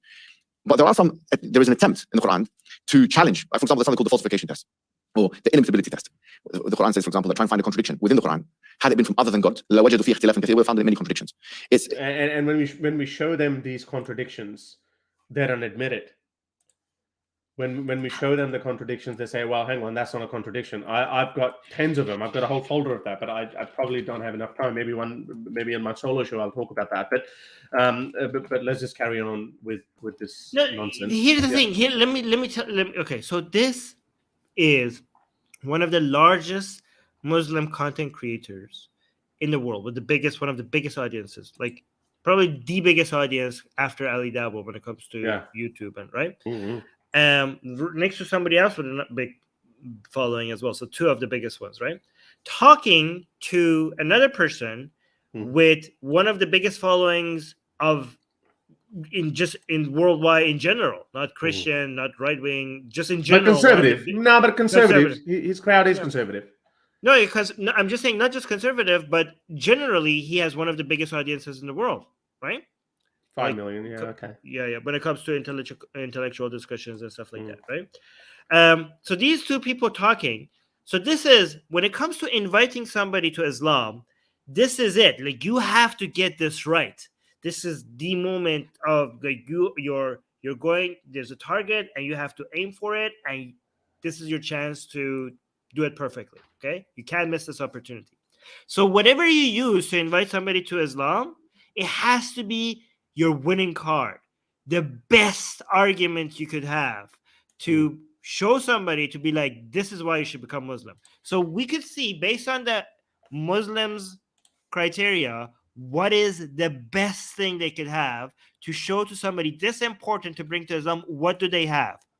It's goddamn prophecies, right? This is how pathetic Islam is. This is their strongest weapon. And it's embarrassing. Like, if you go through the prophecies, it is jiggling butts in Saudi Arabia, okay? This is the winning card of Muslims, jiggling butts, predicting the end of days. The hadith that Harry Sultan showed us just a few minutes ago, right? Yeah. So, but if you go out, given that this is the most important, the most powerful weapon they have, right? If you can go and show how ridiculous these prophecies are and how they don't predict anything, you have dismantled this. Everything else is just a walk in the park. Yeah. This is the hadith we showed you, and not only just that. Like, I mean, I can just show you these contradictions. I've got a whole folder, and again, lest you deny every evidence we show you, there is no point. Chapter 8, verse 65, Allah first says, "Oh, you just get ready. You will overcome 2,000." And then Allah says, "Oh, when people say, no, we can't do 2,000." Which means 1 over 10 people. No. People started mutiny. They had Prophet Muhammad had mutiny at hand. People said, "No, there's no way we're going to find that us 100 are going to fight 2,000 people." So another verse came a few days later, and they said, "No, you will overcome 200 people." So so meaning you're not going to be that many. They're not going to be that many. So they're going to be less of them. So it's the same thing, that these contradictions, whatever strikes you of disaster, no disaster strikes except by permission of Allah. So there's so many. Again, sorry, was I showing you? You didn't share. Share. Okay. Anyway, sorry. Anyway, so that's just that's just the contradictions part. But I want to focus on the prophecies part. Okay, let me bring it up. By the way, I posted a link. Just a second. Wait. It's interesting because now even West. I posted a link for our YouTube members to, after this, we're going to bring them up after academics like Angelica Neuris and others have said that this challenge has not been met. It's a German Orientalist. She's recently said this. So this is another thing. And then you have challenge has not been met. Yeah, you picked your favorite German Orientalist. Yeah. What about other people who say that yes, there is a challenge? I mean, let me show this folder. Let me send this folder to Jordan Peterson. Jordan Peterson, if you're willing to open your mind, or you're just going to go in and say it's just complicated, or you're going to keep saying everything's complicated, then fair enough. You're not interested. But these guys, Armin, you said that, what's the best thing you can bring? That's another best thing. I'm actually surprised he didn't bring that up. Bring a surah like this. This is the best surah. Imagine he could have brought that up. They know how pathetic that is. So it's interesting that he is not using the best proof, the main proof that Quran puts as a challenge for it. Like, he brings up the prophecies, but he doesn't. Like, when he comes to bringing on his winning card, he doesn't bring the winning card according to the Quran itself, because I know they themselves know how ridiculous that challenge is. If this Quran is false, bring something like it. Like, who's the judge? What's the standard? Yeah. Who's to say that this is not better? Like, based on who's going to be the judge? Like, it's so ridiculous of an argument. But yeah, that's incredibly stupid. But anyway, listen to this part. A range of prophecies, for example. Like, if you look at Deuteronomy chapter 18, verse 21, it's mentioned in the Bible that one of the hallmarks of a true prophet is that, or a false prophet, is that when they talk about the future, that it will be false. But the Quran makes very specific prophecies about the future. For example, in chapter 30, verse 2 to 4, it says, that the Romans had been defeated. At that time, there was an assassinated empire, the Roman Empire. Listen to this part. He's going to lie here, and then he's going to know that he's lied, so he covered it up. So he's saying the Romans have been defeated. Listen to this. And they were in war with each other. And that from 3 to 9 years, that they would defeat the enemy. You see, it gave very specific timelines. It gave very specific, and this was a very risky type of prediction, because if you got it wrong, then it would endanger and undermine the entire prophethood of the Prophet Muhammad. So this is sorry. So this is where 3 to 9 is. Yeah. So let me show you the actual Quranic verse. So this is the make sure Quranic. You share it. May, you need to show this, okay? Because I can't see my screen when I see that. Okay. Sorry. Okay. So the Byzantines have been defeated. Okay, The Romans have been defeated, chapter 3, verse 2. in the nearest land, but they, after they defeat, will overcome. Okay, fair enough. Within 3 to 9 years, to Allah belongs the command. Now, let's put this into perspective. First of all, Armin, what kind of a prophecy? Would you call me, oh, Harris, you're very smart. If I told you within 3 to 9 years, Russia will be defeated at the hands of Ukraine. If I said this, within 1 to 9 years, let's just say that, or within 1 to 6 years. It's not a prophecy unless you say like at this day, at this time, something specific, whatever. Like this is like a huge window. This is a fucking mockery out of human intelligence. You look at an 80-year-old man and you say you're going to die within 1 to 20 years. Yeah. You fucking idiot! Like you're stating the obvious. It's not like you're predicting in 20 years' time you're going to have a war of Taiwan with South Korea. Okay, something that is totally unfathomable, right? Taiwan and South Korea are not going to war anytime soon, yeah? Because if anyone has any understanding of geopolitics, you can't say that. So, I mean, the Sassanid Empire and the Persian and the Byzantine, they were at each other's throats for like 50 years, yeah? They were like, they killed each other. They were like, there was a year of 4 Sassanid Persian rulers. What were they called? Khosrow and all of those guys. There were so many of them. So here's Muhammad looking out from the outside, and he puts that in the Quran as though this is a very smart prediction. Within 3 to 9, what a random word. Within 3 to 9. But yeah, I mean, this kind of suggests that Allah is not all-knowing. Like if Allah is saying within 3 to 9, doesn't that suggest that he doesn't know whether it's going to be 3, 4, 5, 6, 8, or 9? Like, you should know. Why are you giving us a guess? You're Allah. You know everything. Why are you giving us a window here? Or, by the way, a lot of people say now, I don't know the Arabic language, but apparently busy, this word, apparently this means a few, not 3 to 9 years. And watch this, and he knows this too. Let's go back to him, Muhammad Hijab, and he says the same thing. He first says 3 to 9 years, but now he says he corrects himself. Wait, hold it. The Persians, that the Romans had been defeated by the Persians in battle. Yeah, and so it's mentioned, for example, the Chronicles of Theophanes, which is a primary source material outside of the Quran Sunnah. You can find it now, it's even translated into English. He clearly mentions that 8 years after this particular prediction took place, it did happen like that. So we have a range of predictions, even that relate. So it actually happened 8 years after that. 8 years. So Allah just made it, 3 to 9. In the 8th year he made it. Hey, what an all-knowing, amazing God who created the universe 14 billion years ago knew this exactly. Some people say Quran was created before the Big Bang. It wasn't even a hard prediction. Like it's kind of equivalent to saying like Russia will be defeated by the Ukrainians. Something like that. Yeah, like it's not like, or it would be okay. Let me try. Okay. Iran's regime would either fall or will have major structural changes between now and 10 years from now. Okay, so if this becomes true, I am as all-knowing as Allah. Okay, so exactly. There will be either a toppling of the regime of Iran or major structural changes between now and 10 years from now. That's my prediction. Let's see if it comes true. Yeah. I mean, come on. If you're Allah and you want to impress us with prophecies, wouldn't you come up with something really, really specific? It's not very impressive. Like, if it's supposed to be a miracle that people are supposed to quote as proof that Allah is real and Islam is a true religion, you would think Allah would come up with something that you would be dumbfounded by. You would be like in awe. You're like, how the hell could that have happened? Like, there would be no room for chance, no room for like guesswork, no room for this was like just an obvious prediction by human beings. These are the people. Let me show you this. These are the people. Prediction of the collapse of the Soviet Union. These are the people. All of these people predicted. Winston Churchill. All of these people predicted that Charles de Gaulle and Conrad Adino Whittaker Chambers, he wrote a book on that. So all these people predicted that the Soviet Union is going to fall. and it did fall. Some people actually said it in the 80s, or it would fall in the 80s, or not, late 80s or whatever.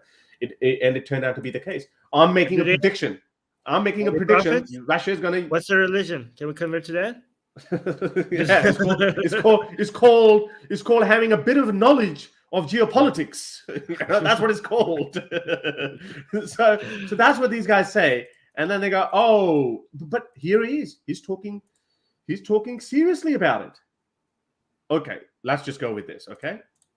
To the current day, the Prophet said that the barefooted Arab, they will be competing for the highest building. Yeah.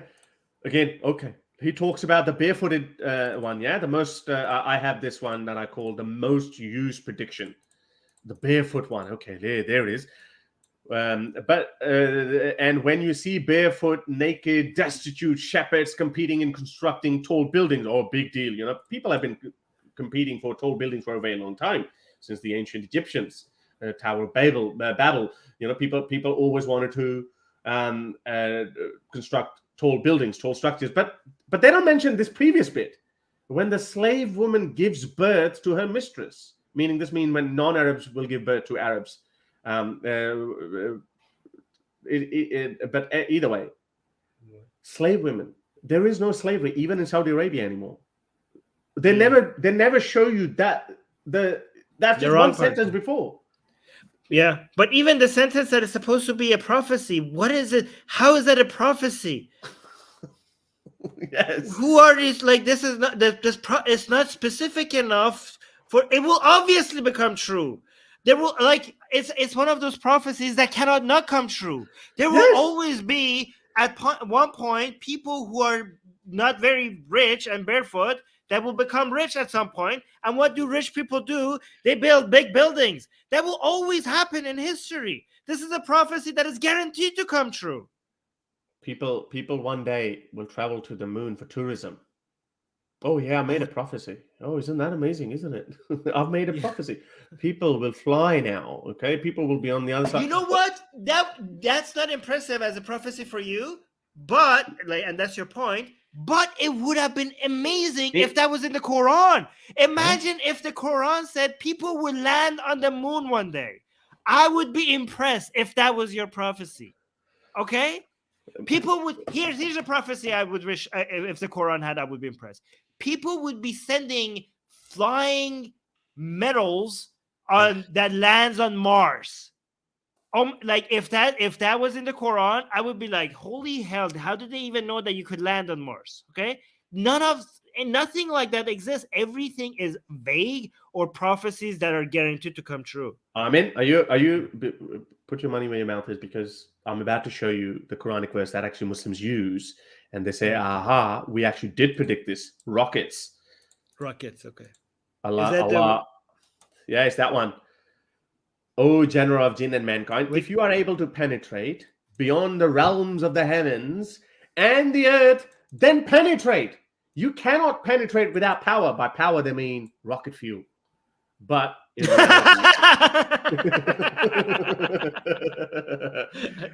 reality, if you actually be honest about it, this translation is much better. O company of jinn and mankind, if you're able to pass beyond the regions of the heavens and the earth, meaning where Prophet Muhammad went to the heaven on his flying donkey to negotiate the number of prayers, then pass. You will not pass except by the authority from Allah. So basically, Allah is saying that I make it happen. I'm the one who will take you forward. Exactly. That's actually, it shows that this is actually something that shows that not only it doesn't have correct prophecies, it has prophecies that didn't come true. Like, it's the opposite of a prophecy. It says something that non-Muslims went to space. And they didn't have that authority. That would have been a good verse to cite as a prophecy if Muslims were the first people that went to space. Like, look, like we would like. No, but they would say, but you know, I mean, how that works. They would say, well, Allah gave the authority to the non-Muslims. Sure. Of course, you know, like a big bang. I had this caller who said Edwin Hubble read the Quran, and that's how he gave the inflationary theory, because there's one verse where it says we expanded the universe. You know, one of these verses say that. Anyway, very quickly, let me finish this one because it's almost done. So he talks about this Arabs one, constructing tall buildings. which I've obviously shown you, the one before that, it clearly says slave women will give birth to Arabs. Meaning these Arab men will be banging or raping these slave women that are non-Arabs, and they would give birth to Arab children. So basically, the race will be, I can't believe this is the argument. I can't believe that these are the best arguments these people have for you to become Muslim. Look at his face; he's so sad. Why is he so depressed? I reckon because he used to be the hero now. I think Muhammad Hijab is the hero now. He's a tag along. Okay. Yeah, he's a tag along.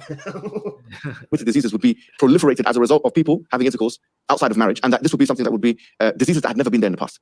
The interest-based economy that we live in is mentioned by the Prophet. I said in the future, interest will be everywhere. Whoever does not consume it, he will not be able to evade its dust. Yeah, so that's the other one. He said that STD one, obviously that's bullshit as well. STDs are very common. We've always had STDs in the past as well, in the Roman times as well. So it's just not like something that Muhammad came up with and nobody else knew about it. And the other one that he just talked about, interest rates. Interest will be everywhere. We live in interest-based economies. That was that's too. That's the argument. Yeah, again, yeah, it was there too, like lending money and everything. That was like, I mean, even before Muhammad, it was the main business of that was happening. Jesus was like, the whole problem he had with the business around the temple was because they were borrowing and lending money, lending and borrowing. Anything. Muslims need to understand that there's nothing special about something that is already happening around you. Okay, so for example, all roads lead to Rome. So if Prophet Muhammad has said that, there will come a time when there will be a lot of roads in your cities, okay, then you could say, hey, look, we've got freeways, we've got motorways, and we've got these streets and roads and whatever. It needs to be more specific. There's nothing special. Yeah, it needs to be more specific. That's the requirement. Well, what's the date today? On 19th of December, 2025, a man is going to come to your house. He's going to knock on the door, and he's going to tell you that, hey, exactly 9 months from that day, you're going to have a baby boy. Now that is a specific prediction or prophecy. And I think that's not too much to ask, because here's the thing. These prophecies are either meant to impress us or they're not. Yeah. Okay? If they're not meant to impress us, to think like, oh, Islam must be true because of these prophecies, okay? Then don't use them, because they're not meant to do that, okay? If they are meant to impress you, then wouldn't Allah be capable of doing something a lot more impressive than these prophecies? Because this is an insult to Allah. If you're saying that the purpose of these prophecies are to make us go like, wow, how did they know? Okay? If that was the goal and this is what they come up with, then Allah is not all-powerful. Because if I was all-powerful, I could come up with so much better prophecy that will make your mind melt, just if you heard about it. Yeah, I always give this example. There's a very bad movie of Keanu Reeves, the day the Earth stood still. He's trying to he goes, the storyline is and again he's very stupid as well. He could have easily gone to the White House and then done it, but anyway, so he just goes. This woman takes him to her physicist friend who's trying to solve this equation, and he just looks at it. He's like, he just scribbles it. He solves the equation, right? He solves the freaking equation. And he goes, what the hell? How did you do this? He goes, I learned it in my high school or primary school or something. So it's like, yes, tell us something that those people didn't know. The people like us would be like, whoa, where did you get that from? There's no way. But what we hear in return from him, the salt water and fresh water don't mix together. Oh, the sperm originates from between backbone and the ribs. Oh, God has put in mountains as pegs. Get the F out of here, Don't waste my freaking time. These are these idiots that we're dealing with. But anyway, listen, what does he say at the end? Like, I forgot to actually show you at the end. That would satisfy a certain level of probabilistic. No. So you wouldn't? No, because that isn't how I evaluate the situation. How would you evaluate it? Well, I'm Muslim enough to have been invited to your mosque. No, you wasn't invited. No, I mean this specifically. I mean this very specifically. No, I don't think in some sense it's a very complicated problem. Okay. Complicated. It's very complicated. You gotta. He just throws in that word complicated, just to get a hey, look, don't go hard on me, okay? I'm trying to be appreciative of the complications of the situation. When people meet me on the street, they'll say things like, I met a couple of Orthodox Jews in New York, and they said to me on the street that they call me rabbi, which was He's about to Hell cry. of a He's thing. gonna cry again. You know, Is he cry? Does he Yeah. ever not cry? Sorry. Somebody was asking, "Is he gonna cry today?" And I'm like, I think he did. it was funny. I highlighted he it, did. but I didn't think it will actually happen. I think he did. I think he did. He goes, that somebody called him Rabbi, and he cried. cried. Like, oh my god. and so, and then I have Muslim people who are listening to my biblical lectures, and More than that, they by say, the way. Yeah. yes, more than that. And, you know, they say, well, Peterson doesn't know it yet, but he's really a Muslim. And that's very, that's an honor, you know, just like it was an honor to be approached by these Orthodox Jews. And that hasn't only happened once. And I've had lots of correspondence with people. And the same thing has happened with Orthodox Christians and to some degree the Catholics and lesser so the Protestants. But Congratulations. Jews want to claim you as your own. Orthodox Christians want to claim you as your own. And Muslims claim you as your own. Of course, why wouldn't you cry? This is a bad Everyone sign. loves you. No, if all conservative ideologies, like backwards conservative ideologies, are claiming you as their own, that's a red flag. Okay, that's a red flag. That says a lot about you. No, but Yeah. Armin, this is why I've been saying it from the day dot, that this guy's a conservative. And people, and then his fanboys start attacking me. They're like, "Oh no, you don't understand. His arguments are very complicated." Yeah. Of course they are. Okay, by the way, just to So be I don't know clear, exactly what to make of that. just to be clear, okay? Men crying is not a problem. Men should be allowed to cry and all, okay? The only reason why I'm making fun of this guy who cries all the time is because these people's this audience's image of masculinity and being tough and alpha, it just goes against the idea of just crying, somebody calling you a rabbi and just you being teary eyes over it, because it just goes at the face of the conservative view of how a man should be. That's why I'm making fun of it. But if you don't have these conservative viewpoints and you're a man and you cry, I wouldn't make fun of you, okay? Go ahead and cry out. It's probably healthy and all that. But go ahead. we talked about this a little bit. And let's talk about proof. You know, well, for me, the proof of faith is the attractiveness of its adherents. And that's something to think about, right? Well, are you a shining example of the Muslim faith? Well, how hard do you shine? So for me, the proof of the faith is the effectiveness. Is that what he said, basically? Adherents. He's a utilitarian. So I don't know exactly what to make of that. We talked about this a little bit. And let's talk about proof. You know, well, for me, the proof of faith is the attractiveness of its adherents. And the attractiveness of its adherents. That's a fallacy. Of course, it's a fucking fallacy. That's an unpopular fallacy. That's the most famous, one of the most famous fallacies of the book. Attractiveness. What is it? Appeal to attractiveness. So what if we had the adherents? No, but even appeal to attractiveness as well, because he's saying attractiveness of its adherents. Like, if people are really adherent to it, and this is what Tate actually made the same argument as well. He said, "Oh, Muslims are the only people who actually force their followers to defend and respect their own faith." Okay, so did Nazis. Yes, exactly. So freaking Nazis. Oh, Nazis are very committed Nazis about the Nazism.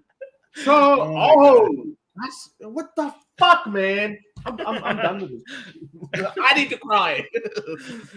Okay, let's just move on from these idiots.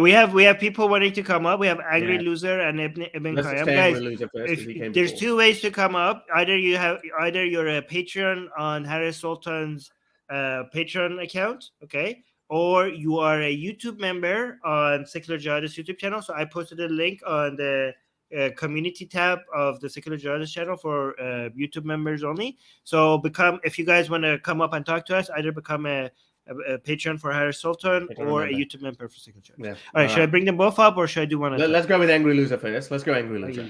Okay, Angry Loser. Angry Loser. Yes, sir. Yes. Armin Navabi, you are doing a great work and from Iran, and what is happening in Iran. Thank you. What is your prediction? Because the women are powerless, and mullahs and ayatollahs both are very powerful. So where it is going to lead? I mean, I don't know how many people died already in Iran, and there is no support from Pakistan. I don't see anything. Even in India is not speaking up anything about Iran.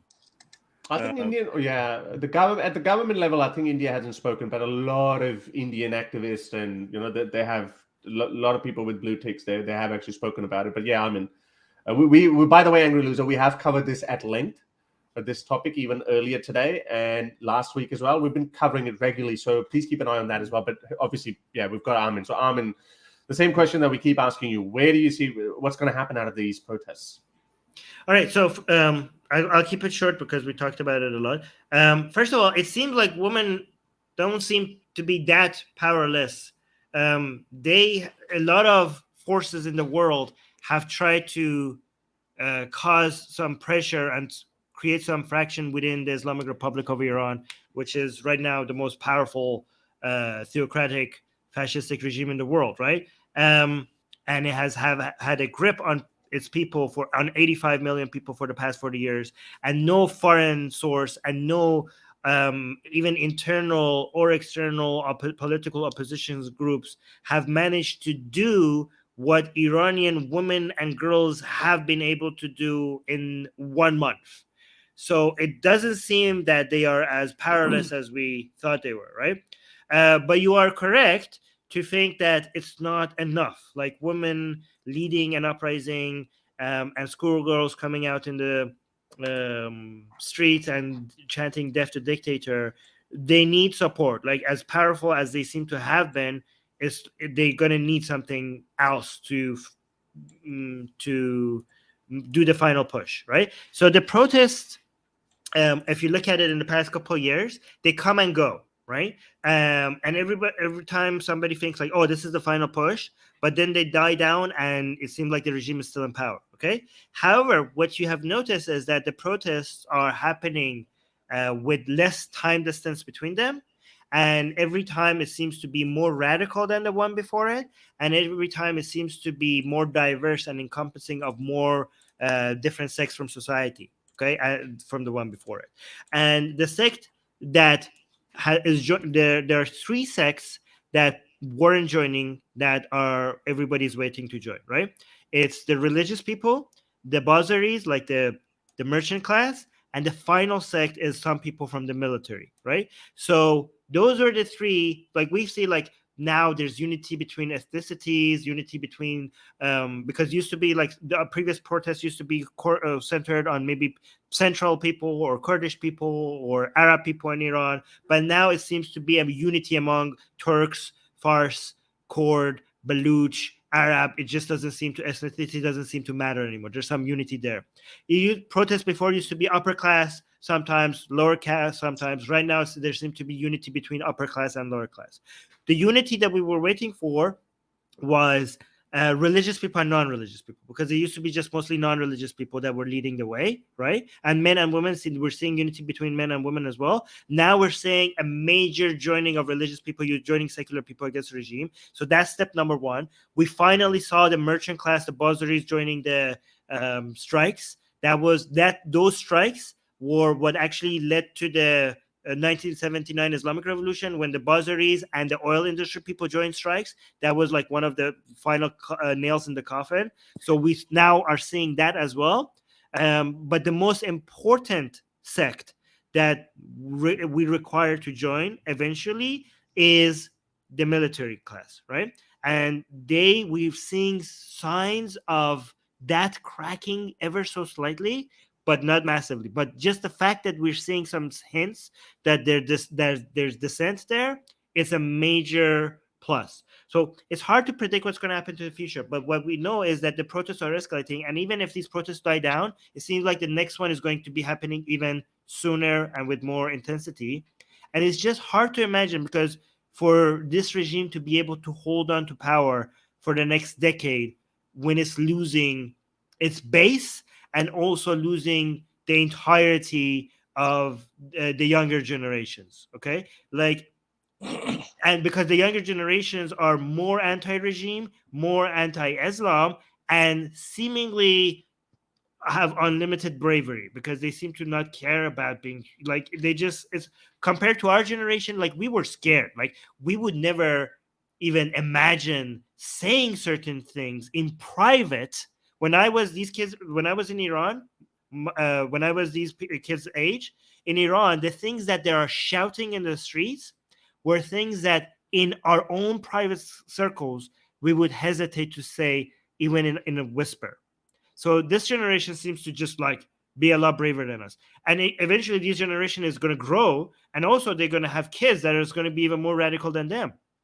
Okay, our religion used to have our generation used to have religion in public and non-religion in private. These people are taking out their headscarves and burning it in public.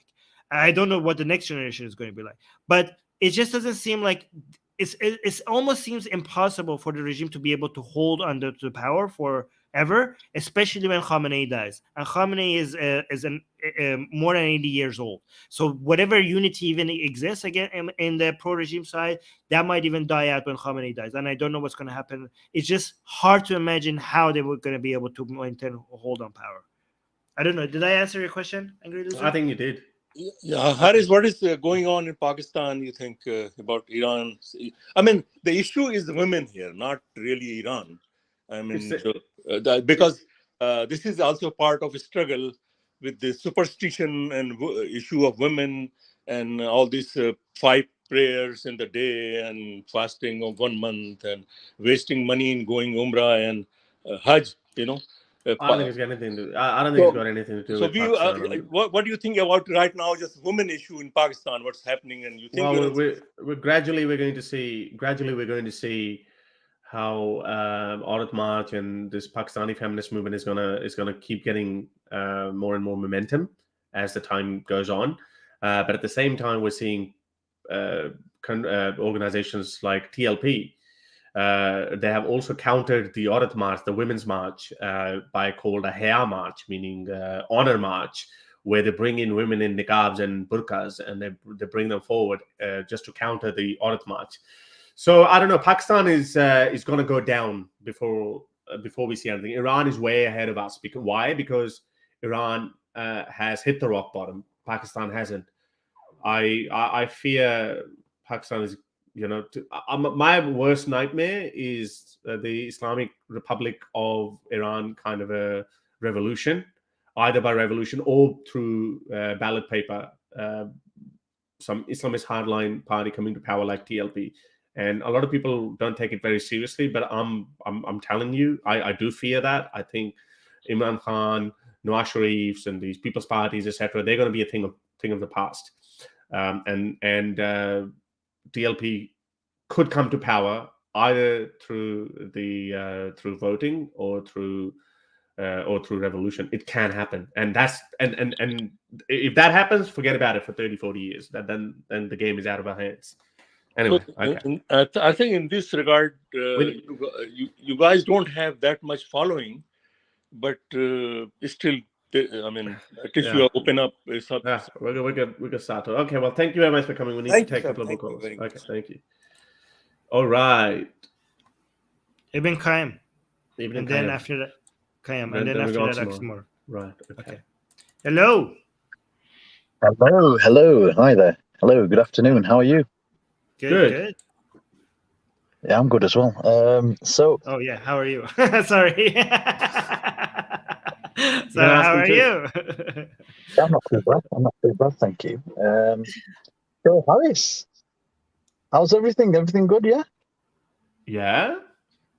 So Armin, I was thinking maybe we could arrange a conversation between me and Harris to discuss his response to my initial video, like a step-by-step response sometime. What's your response video? Like, I don't know. Video you made to me. Maybe we could go through it. What was it? What was it about? Can you provide some context for people who might not know what you're talking about? Even I don't know what you're talking about. You don't know what I'm talking about. Okay. So I said a few things about you and Nuria on Armin's show, if you remember. Oh, right. Okay. Oh, yeah. That's right. Yes, right. You did a response video, and I was wondering if we could, at some stage, go through that. You could try that. Actually, there's no Nuria Khan on my Sunday channel. Let me see. Do you remember that part of the video? How about actually? I don't. Okay, Ibn Qayyim, I think it would be better instead of using that video, because that would take a long time. It would be. The video is long, and usually a 30-minute video. If you want to review it, it will take 4 hours, right? So instead of doing a review video, how about you remake the claims and then we just evaluate the claims and ignore that video and make it from Do you know fresh. what was the title of the video that I made? I Actually, to be honest, I don't remember exactly what was it. What I'll do is I'll email you guys, and then we can do that. That's not a problem. Yeah. Right, but if you want to do that, if Harris wants to do that, I would suggest that instead of reviewing your previous video, because that's like outdated, you could make fresh claims, and then we'll treat it as something new. What did you actually call me? I remember it was a bit confrontational, but what was it? You said something about me. Yeah, I didn't call you anything. I just said you were being dishonest. But we can arrange a time and date. Tell me now how. Tell me now how. I can't remember off the top of my head, but I'll need to review the video you guys made and then go through it. But I did have a question, if possible. Number one, Tariq Lebek are not going to come into power anytime soon. Not via election. They currently, last election, they got 4.21%. They're not even the biggest Islamist party in Pakistan. That's Majlis-e-Jamal, which is I believe it's a Deobandi party. That's it's Muttahada Majlis-e-Amal. It's a lot of it's a coalition of religious parties. And that they have 15 seats, whereas Tariq Lebek have 0 at this moment in time.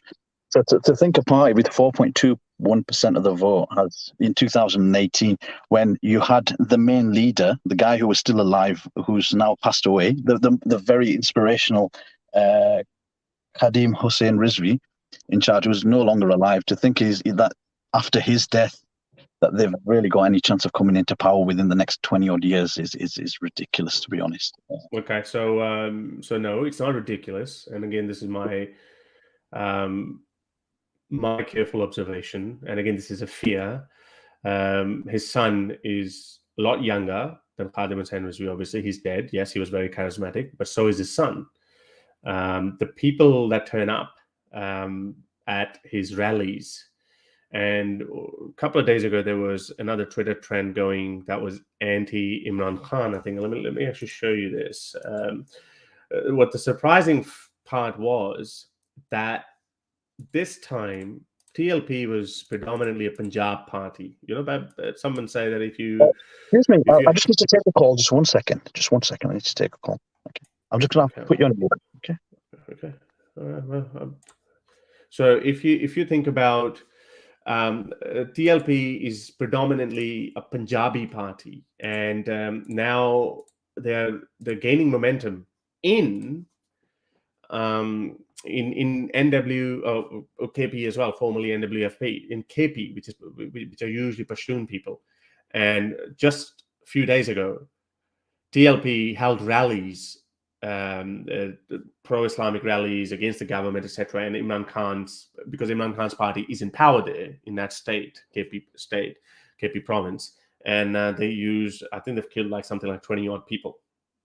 So this is the first time TLP has actually shown some presence in KP, which is a Pashtun-dominated province, and they don't really care about Punjabis. You know, there are a lot of ethnic frictions between each other, but this guy is uniting people under the banner of Islam. So it is a real threat.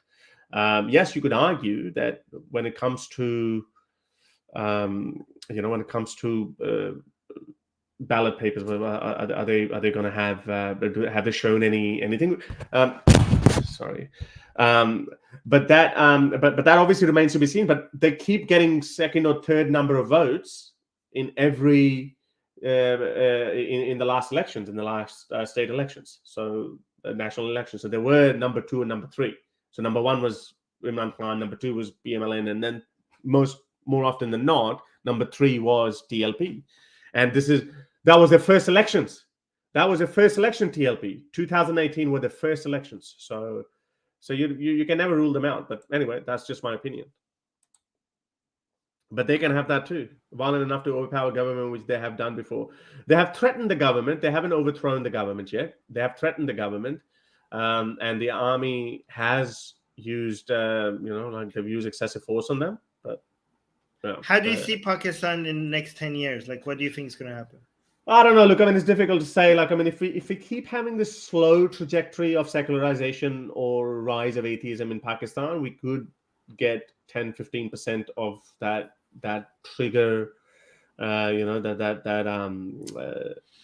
What's the word? You get that number, the sizable minority that can influence, and obviously those people are going to be. Hopefully, those people are going to be educated. These people are going to be in bureaucracy, in the army, in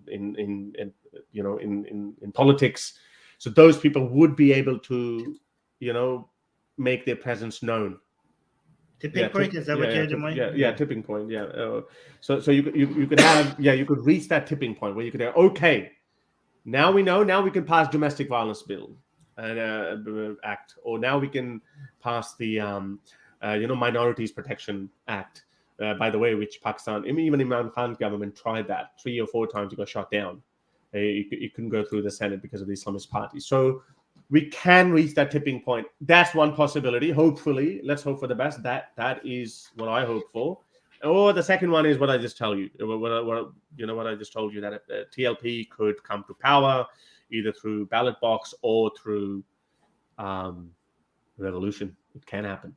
I wouldn't rule it out. Okay, hopefully by then we have secularized Iran and we'll come to your aid. Yes, I would need your support. I would move to Iran, and I would launch secular jihad in Pakistan. I have actually decided that if the Iranian regime is toppled and there's like a Freedom Party Day, Independence Day in Iran, I've decided to I'll go. Fuck it. Like it would be because I thought like it's just too important of a historic day. Like Iran's Independence Day, because I used to think I wouldn't go because there's still people there that would want to go stabby on me, given that I burned the Quran, even if the regime topples, right? But I'm like in that chaos, and there wouldn't be a regime to check who's landing and who's leaving. At that point, I think I would be safe. I would want to go. I would want to be part of that Independence Day party if that ever happens. So I'm gonna be there. I'm gonna be there.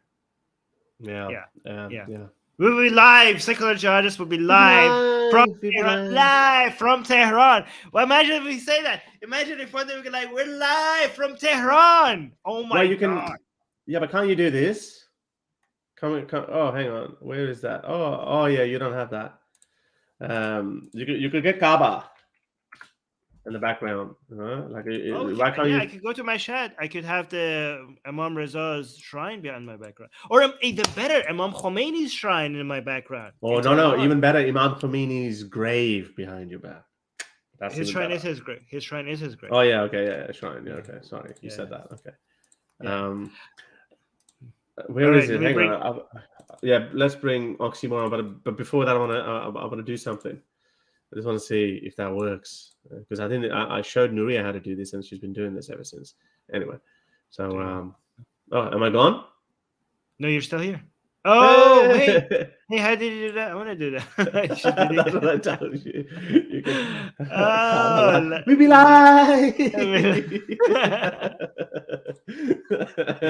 Poor Susanna, she'd be like, "Oh, come on! I just did it once. You guys taking the Mickey out." Okay. All right, let's bring Oxymoron. Hey. Hi, how are you doing? Hi, Oxymoron. Good. What's your question?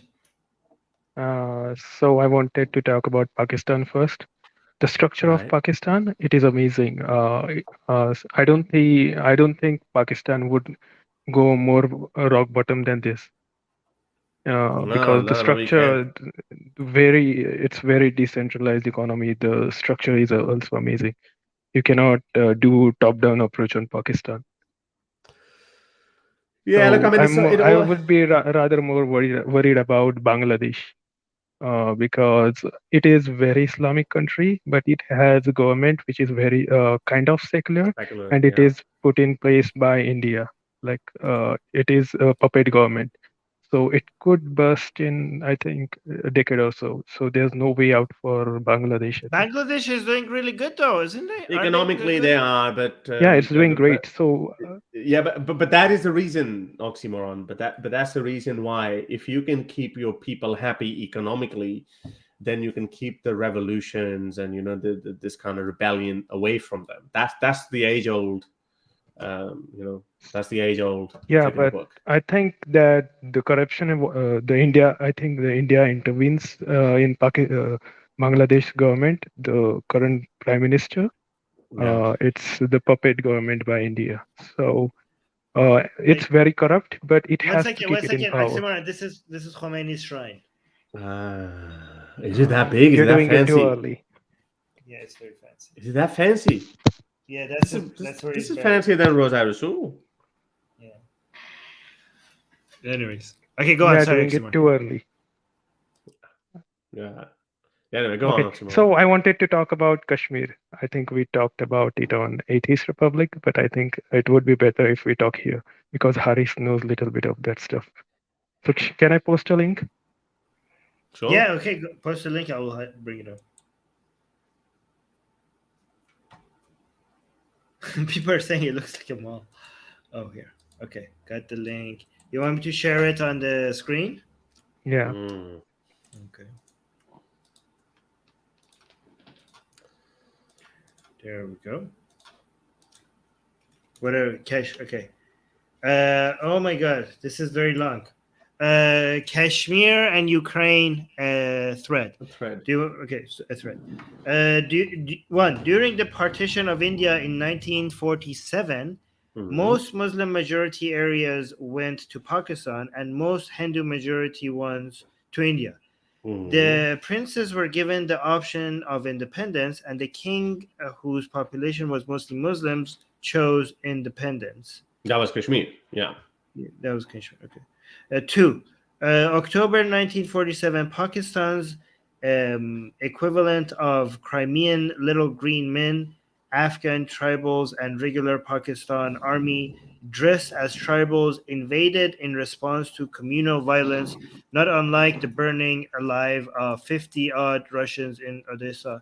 India intervened like NATO in Ukraine. It was. What are you talking about? Like NATO in Ukraine, it was? Is this Yodo? Okay, so the third point, it continues into. Okay. Third point. It was. Okay, like NATO, it was an active intervention. India also took the case to the UN, where a sovereign state named Kashmir, whose legal authority the king had. Okay, it wasn't a sovereign state. Kashmir was not an. Okay, so Kashmir was not a sovereign state that had was considered a nation state by the United Nations at that point. So this is not correct. Okay. It hadn't been accepted yet. No, yeah, it so was like sovereign state under. No, it wasn't. Like Ukraine is considered a nation state by the United Nations. Okay, so but Kashmir was not a nation state that could go be like, oh, our independence is being violated. Okay, so that's not the same here. They had declared though.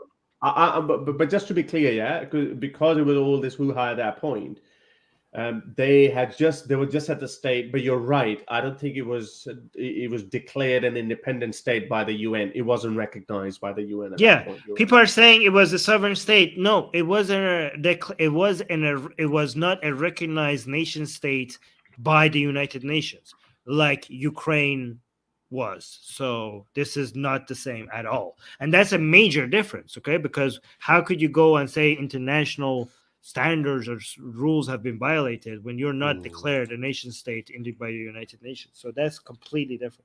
Whose legal authority the king had invited in India to help the legal and lawful government fight the 6th January style coup coupled with an invasion, just like Ukrainians desire to join.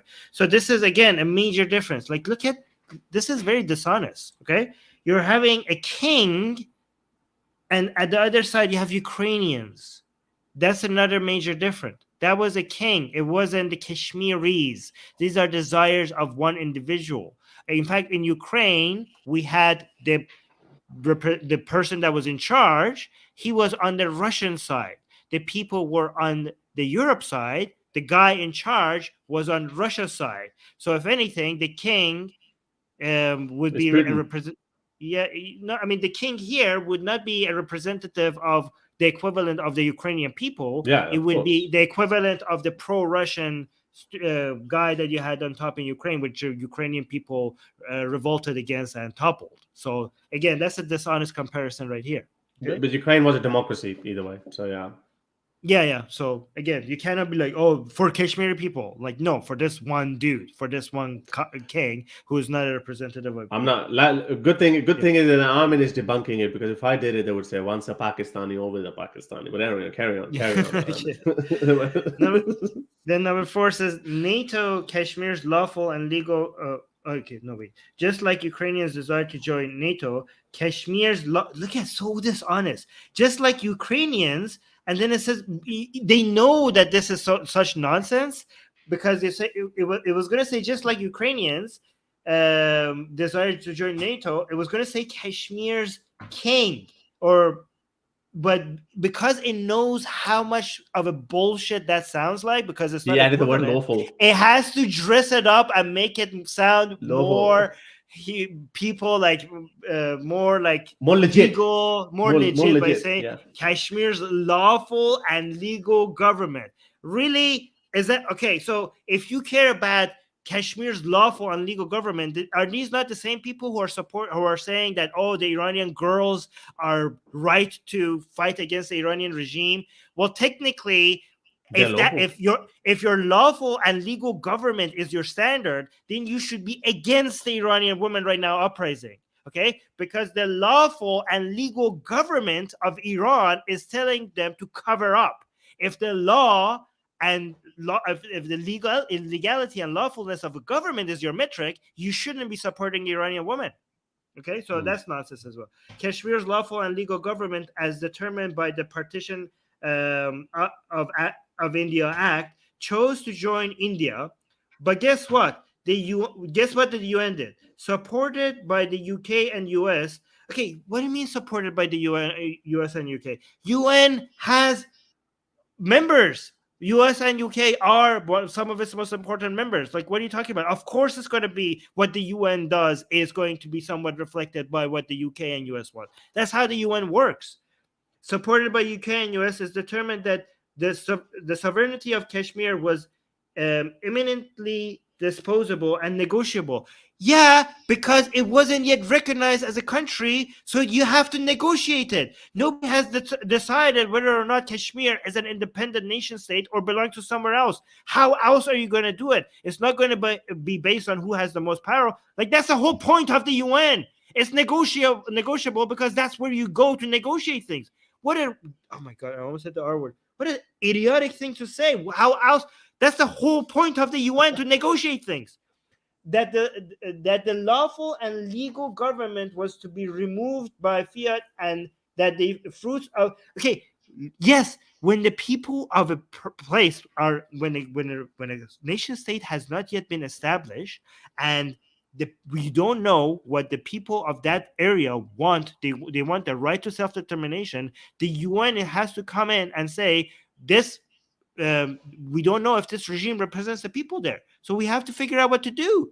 Okay, there's a lot of different elements at play here. So you have to negotiate that. And the most important thing is that the people there, nobody has even given them a referendum to know what they want. The solution to all of this was easy. It was a referendum that you guys missed out on. So government to be removed by fiat, and the fruits. And here's the thing, you're saying the government to be removed. At that point in India, around India and Pakistan, governments were being changed left and right. Like, that was the point where we were deciding who's going to rule over India, who's going to rule over Pakistan, who's going to rule over Bangladesh, who's going to rule over Kashmir. You're acting like this was unprecedented. This was the moment that these things were being decided at that point. Was to be removed by fiat, and that the fruits of an illegal invasion could be. How is this illegal? Illegal by whose standards? Okay. Again, UN's legal standards has not yet recognized Kashmir as a nation state. So this is not illegal by the laws, that they're not violating any of the laws that they have put in place. Could indeed be enjoyed by the invader, subject to a referendum, a real referendum. This is again a stupid comparison to what Putin is doing. What we were doing in Kashmir, what was being asked for in Kashmir, is to actually see what the Kashmiri people want. What Putin is doing in Ukraine, in places that he's invaded, is fake referendums that everybody knows are fake referendums. These are not comparable. God damn it, these are idiots. Now, these are the same countries opposing Russia's invasion. Yeah, because it was against United Nations international laws. Ukraine's borders were recognized by the United Nations. Putin invaded them, violated international laws. Kashmir was not recognized as an independent nation state by the United Nations. So no laws have been violated there. Invasion could be okay. So government was to be removed. I read that part. Now I think we got the same point. Countries. Yeah, we got the point. I reckon you got the point. I think it's too long. I reckon you got the point. I reckon you deconstructed it really well. So again, I don't know about Abhijit's full position, and then obviously he's an Indian, so obviously he's a pro-Kashmir, Kashmir being a part. By the way, just to get that straight, that I also think that Kashmir is a part of India now. I think people need to move on, get this Islam out of it, and it should be a struggle for the rights of Kashmiri people, not necessarily for separation. Just the same way I don't support any Balochistan separation movement or anything. Just saying that. But the point here, when people try to be over smart, when they try to create these false equivalences, even though people accuse me of false equivalences, but this is a false equivalence. Comparing Crimea just because it's a hot topic with your Kashmir and score some brownie points. And luckily, I didn't deconstruct it. Armin did it. So, what more is to say? So I'll have arguments now. So the first point is, if the Kashmir as nation doesn't exist, and India, if we disassume the authority of the king, so the part India invaded belongs to India, right? No, but then you could argue that a part Pakistan invaded belongs to Pakistan. Yeah, it's fine. No, but it's not fine though. No, but it's not fine. But neither party recognizes the other side's claim. India also calls it Pakistan-occupied Kashmir. Pakistan calls it Indian-occupied Kashmir, and it's supposed to be disputed territory at the UN. If you have a disputed territory, there was no referendum for India. If you have a disputed territory and the countries cannot seem to figure out what to do with that area, the best thing United Nations can push for is to figure out what the people want in that area. The people have the right to decide who are they governed by. That's the best thing to push for. I don't understand what the resistance. Didn't India do that? No, they haven't. India stopped the referendum up until recently. They even removed that from the constitution. They went against it. No. Didn't India ask for a referendum to United Nations? Well, they did initially, but they never. And I understand that you can't blame India entirely for it because there's some other conditions of that as well. Like you need to demilitarize the zone, you need to rehabilitate the people who were meant to be there, like Kashmiri Pandits and all that. I know it's fucking complicated. This is why I think it is an unachievable solution now. You're shifting your claim here, okay? We're not. You're acting like we're saying this was India's fault, and you're like, well, it wasn't India's fault, okay? Your claim was original, like the first thing that you put in front of us was whether or not the international world did the right thing when it comes to not recognizing that one king's claim over which side they're supposed to belong. So we were we dropped out. Yeah. So we were back. Yeah. So we were addressing that claim, and we were bringing up our arguments for it, and then hello, I can't hear you. Well, that's your problem. Well, you need to. You need to go back and come back in again. Yeah, no, he can't hear us. So that was the point. Okay, I can't hear. Oh my God. Let me finish my point. Did he say he can or he can't? Yeah, he said he can hear you. So yeah, say that. Well, what did he initially start with, and what did you respond? You're talking about what the United Nations was doing, and we were addressing that. And then while we're addressing that, halfway through the argument, we were like, well, didn't India do this? Didn't India do that? We weren't discussing whether India did the right thing or did the wrong thing. We were discussing whether the international. That's a very sneaky move, by the way. Like, oh, well, India asked for a referendum. Like, who's talking about what right now? Okay, when we were talking about what India is doing right or wrong, we're talking about now. Like now when they removed the option of referendum, which we think it was a bad move, okay? I think the option of referendum should still be on the table, okay? But now you say like, didn't India do this? As if we're making a claim about whether India putting a referendum was a bad move or not back then. Can you stick to one argument before you move to something else? You put this tweet in front of me, and then halfway through it, you switch to another argument. Okay, let's do argument one by one. So you are arguing that the king has no authority and the state of Kashmir No. Okay, Oxymoron, I can't argue with you if you're not listening, okay? You are arguing that this is comparable to Crimea situation, okay? Yeah. The only point that we're making is that it's not. There are massive differences. That's the point we're making. And you're like, you keep jumping from one argument to another. That's the point that we're making. There's some very significant differences. Yeah, the premise, Oxymoron, the point here is this is a very bad analogy, because if you're comparing a democracy, internationally recognized part of Ukraine, Crimea, okay? What Armin is just saying, which is actually true, Kashmir was not an it wasn't even an independent state. It wasn't even recognized. It wasn't recognized by the UN either as an independent state or as a part of India or as a part of Pakistan. It wasn't. It was a free for all at that point, and this is why Pakistan sent you. The only comparison you could say is Pakistan's green men. Yes, that's the only comparison you could find. But comparing Kashmir with Ukraine, that's a bad analogy. That's okay. That's so the argument. So India doesn't exist. There was transfer of power from British government to the state of India and Pakistan, or the other king who had independent authority to decide what belongs to India or what doesn't belong to India, or whatever the third state might be. So he went. Correct me if I'm wrong. So initially he said these princely states they could decide their own future, and he decided to be independent, right? And Pakistan said, "Let me send my green." Oxymoron. I'm going to mute you, Oxymoron, because you have a lot of background noise.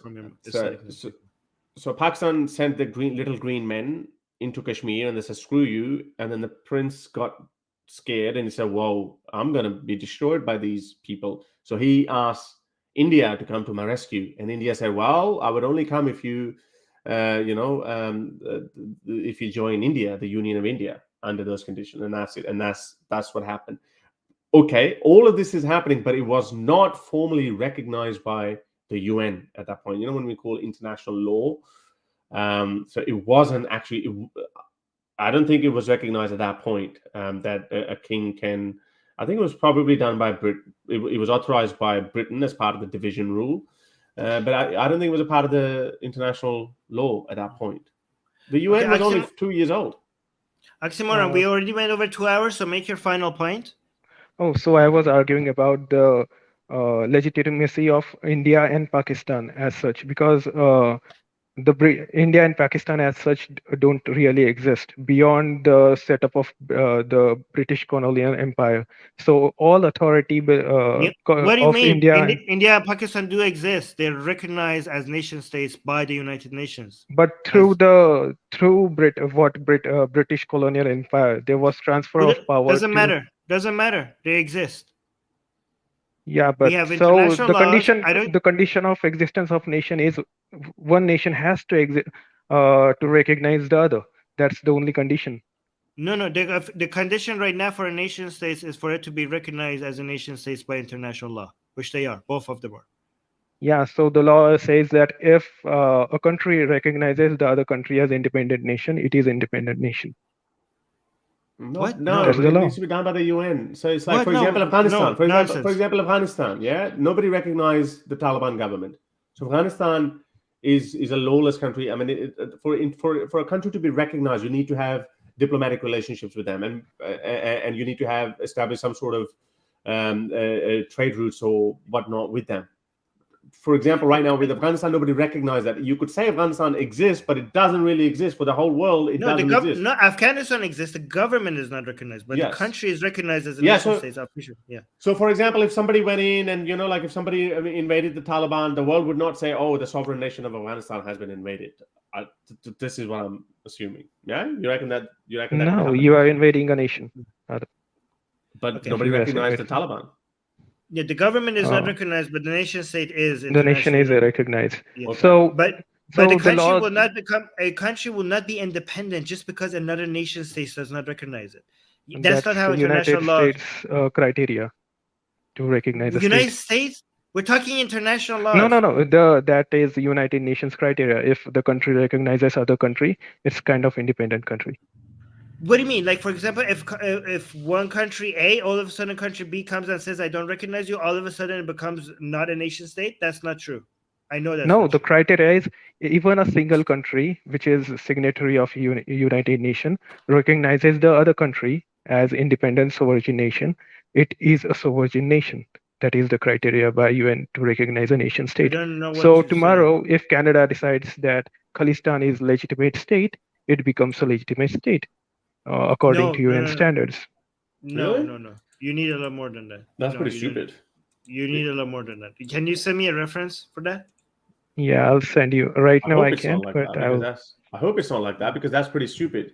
That's that's not how it works. So my question would be, you might be right because I heard. No, that's not how it works because because if a lot of countries would like to see a whole bunch of other countries not be internationally recognized as a nation state, and if it was that easy, UN will not recognize it.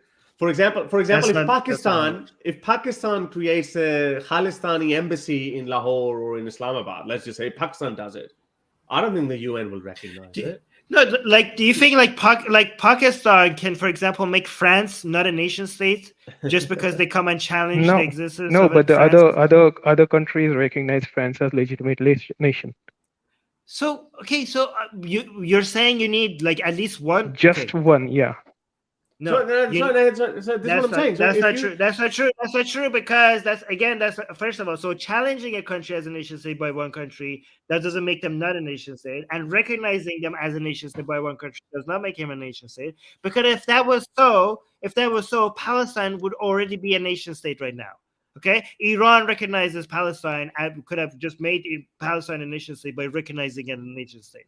So that's also. I think it is a nation state. No, it's not a nation state. Palestine is not a nation state. Oh my God! Two-state solution. Okay, guys, dismiss. If you're saying that you have to, people have to dismiss everything you said so far. Then I'll show love sometime. Palestine is not recognized as a nation state. How could you say that by United Nations? Are you serious? Okay. That's the criteria by United Nations.